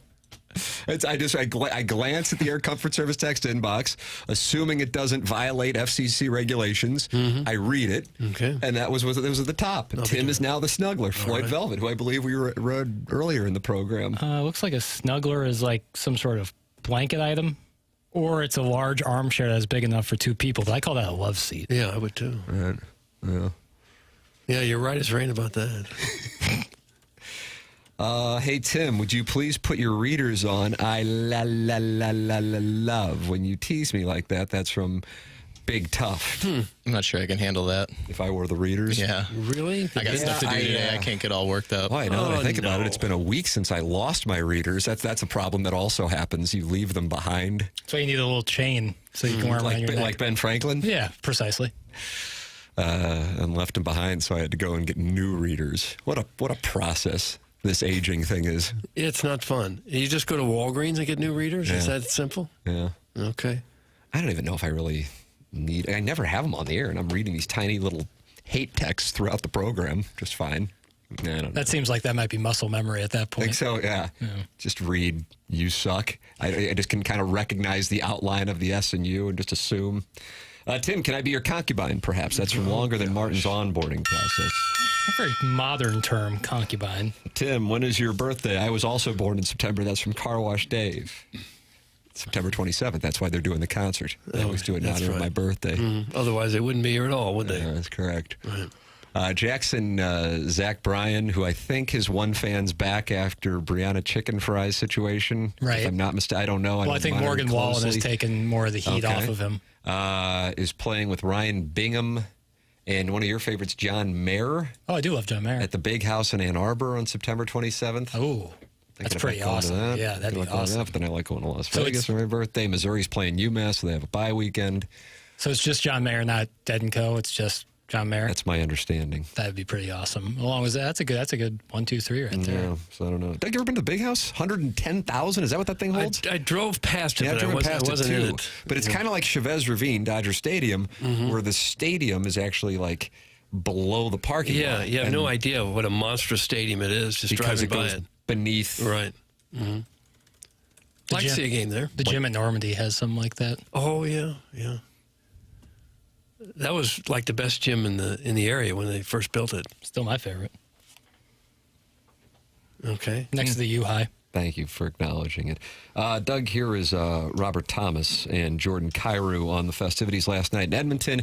And what is to come with Seattle and Utah as the Blues try to finish off the season and make sure they get into the playoffs, which, according to Money Puck, is 94.6%. You say, of course, it's 98.5%. Right. You know, we got 2 games to lock down where we want to be, and you know, we got to get back to playing the right way and being dominant for 60 minutes. Just take a nice day off tomorrow, and then come out hard practice the day after that, and then just got to come ready to play next game. right, Doug. Okay. Boys are going to need it. Get me the one on Saturday, and let's ease into things on Tuesday if you can. And then get ready to head to Manitoba, I guess. And it is still possible they could lose the last two and still get in. That's correct. I do love that playoff hockey. I really do. Wow. I get into it. Where'd that come from? I really like playoff hockey. It's a lot of fun. Regular season hockey? Oh. Would you prefer honesty? Doug, what do you want? You want him to lie to you or not? Just a little bit of line would be nice. No, I'm not going to. So how do you handle a Blues-Winnipeg 8:47 start that's listed as 8:30? Probably watch as much as I can until I am truly, about ready to pass out from sleep, and then go to bed, and then find out the result. Now, I'm saying this, and I'm not saying this to chastise you, but to me, that conveys a lack of emotional attachment. And I want to make it clear, I'm not doing this because for me, if I'm watching it, it's difficult for me to stop watching once I've committed to like a period or a period and a half. And so doing this show now for as long as we've done it, I've got the play, which is I get up at 4:30, don't look at my phone or anything, and then I watch it, and I have no idea the outcome. Kind of what I did, actually, because I went to bed last night before the end of the Blues and Oilers game, and I woke up and I made sure I did not look at anything, and so that was not a great way to start the day. And I'm like, as I see Walker's heading down the ice, I'm like, oh, they're going to win. Right. And then 15 seconds later, they lose. And why wasn't that tripping? Why wasn't it an obstruction in the Cardinal game, and why wasn't it tripping in the Blues game? I think the Zebras are to blame for both the losses for our local clubs. We can't get a break with the refs. Sweet Kai, who's one of Jackson's good friends, says call his bluff, Tim. He's bored by you saying you like playoff hockey. Well, first of all, he knows because I watched damn near every game of the 2019 playoff run with Sweet Kai, so he knows I enjoy it. But you said lack of emotional attachment. That would be accurate. You have a lack of emotional attachment? Yeah, that's accurate. So if the Blues lose, you don't care? It doesn't ruin my day. Okay, well, that's pretty drastic. If the Blues drastic. would have lost that game to the Stars, you wouldn't have been negatively emotionally affected. And if you weren't, you weren't. No, I wouldn't have been. Really? Wow. I couldn't handle that. No, would not. I remember going from the first overtime to the second overtime, just me and my wife, and she said, this is unbearable. Yeah. Now, of course, there is a wonderful release, but sweet mother of mercy. Now, I was fired up when they won. Don't get me wrong, fired up. Loved it. Super happy for Pat Maroon, our guy. But if Jamie Benn would have knocked in that wraparound shot, I would have slept. Came within about an inch. Yeah. And you're welcome to give your thoughts by texting in 314-399-9646. And you can also participate in the program via YouTube, the Michelob Ultra YouTube channel, youtube.com/TMASTL. We have the Design, Air, Heating, and Cooling email today coming up. This is the Morning After on 101 ESPN.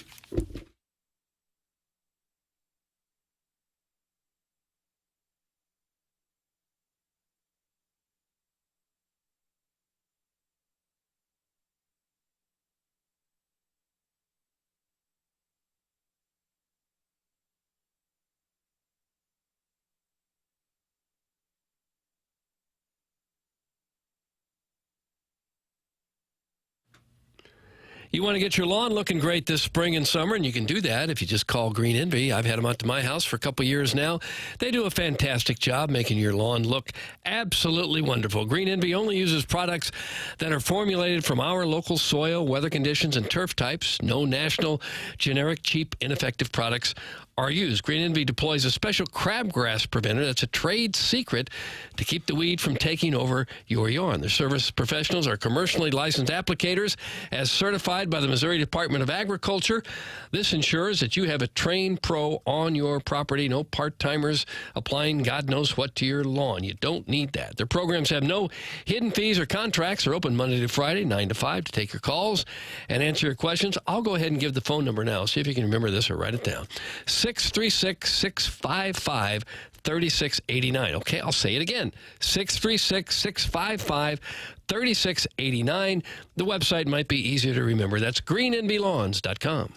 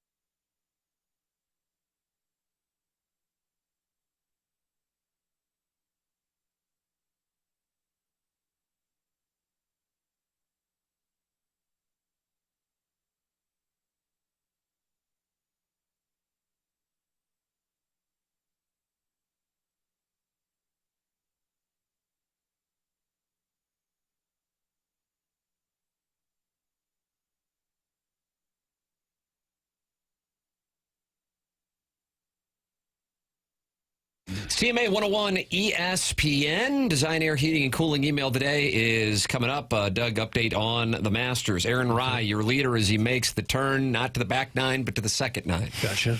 Steven Yeager's at 300. He's one back. And then Scotty Scheffler is right there through 5 holes. He is 2 under par, tied with Joaquin Niemann and Tyrrell Hatton. There is your leaderboard at Augusta National as the players are making their way out for the 2025 Masters. Players who are off to a rough start that may be of note to fans. Tony Finau, where he be now, 1 over. Justin Thomas, that was my play on the spread zone, which assured that he would not win. He is 1 over par. Captain Keegan Bradley, 1 over par. Phil Mickelson, 1 over par, as scores are fluctuating in optimal scoring conditions this morning at Augusta National. The Masters underway with Scotty Scheffler already threatening to make it 3 out of 4 years with a quick start to his 2025 Masters. BK and Ferrario coming up at the top of the hour. We'll have the Design, Air, Heating, and Cooling coming up next. This is TMA 101 ESPN.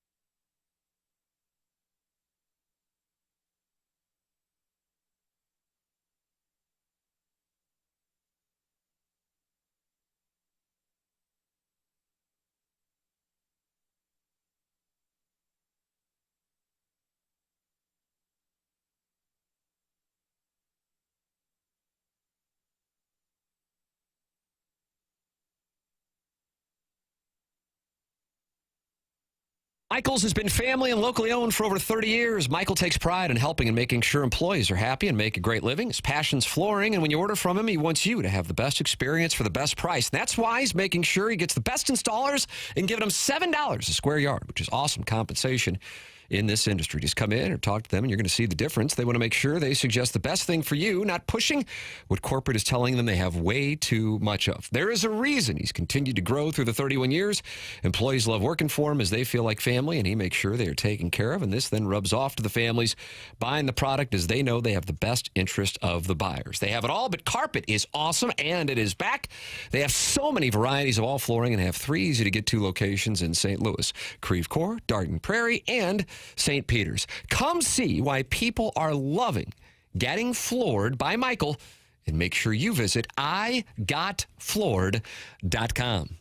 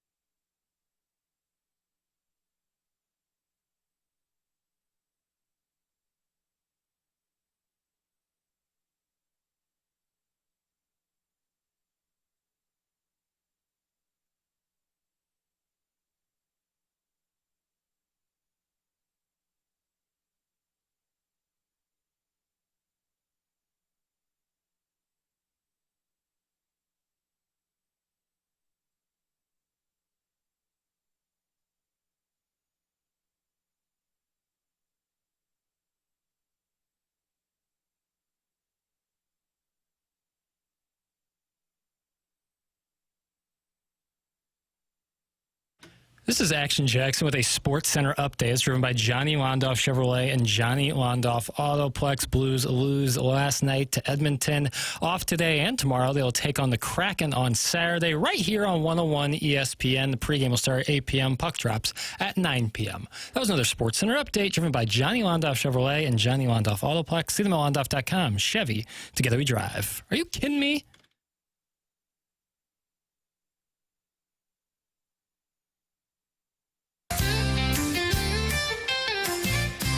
We're the Real Housewives of TMA. Come give us a chance, we'll make your day. Our shenanigans will never leave you bored. Did you just say that? Good Lord. So grab your bonbons and pour your wine. It's our turn to shine.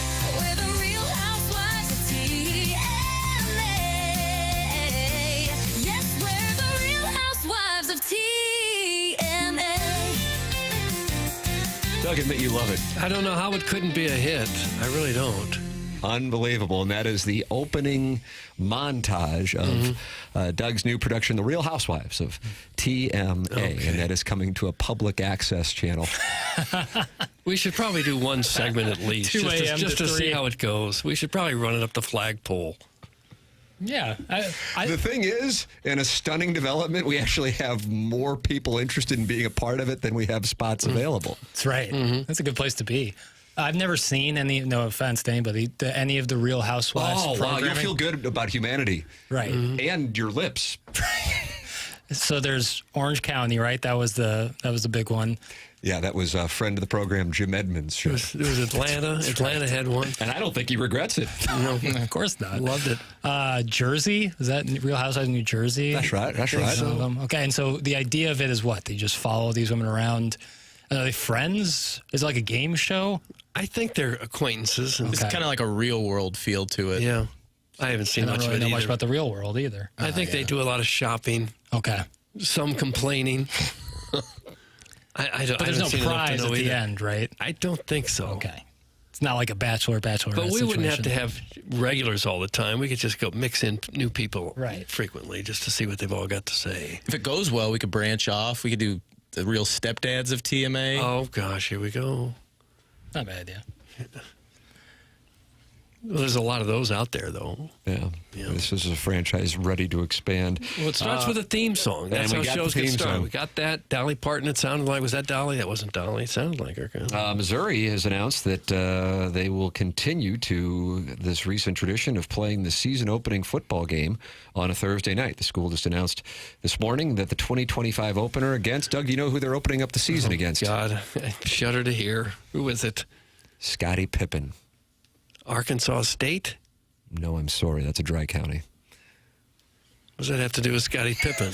I don't know. You're the one who gave the wrong school. Oh, I thought that's where where number went. 33. Chicago? They're playing Chicago? And that's your town? That's your I like town? Missouri's offense against the Bears' offense. It's Central Arkansas, right? That's right. Central Arkansas. Conway. They had a Whataburger there, so when you would drive to Fayetteville, you'd stop in Conway to get the Whataburger. Tough test to get it going. Overrated. Bum, bum, bum, bum, bum. Wow, you're saying Central Arkansas is overrated. That's bulletin board material. No, Whataburger. Wow. They have them in Kansas City. When I made that trip to Wichita, I noticed they have Whataburgers in Kansas City, but we don't have them over here. You think it's a Mahomes thing, Texas guy?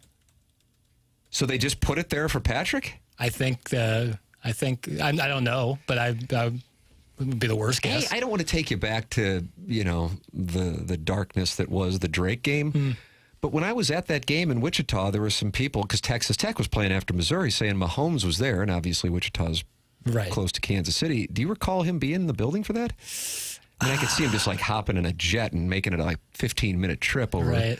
I remember him being at, they had a big upset. Did they beat Houston, maybe? Doug, did Texas Tech beat? I think they might have beaten Houston. Jackson's over there aggressively crowdsourcing. Big time. If I follow up, it's super aggressive. But I don't remember him being in the building necessarily. So, inconclusive. But Whataburger is overrated. Is it like a flat burger smashed together? Kind of. It tastes a lot like Burger King. And I don't hate Burger King, but I wouldn't go crazy over Burger King. Burger King, of course, a British-based business. It isn't. It's a tough one for me. Guys, Iggy is saying you killed his bowling segment with Lux?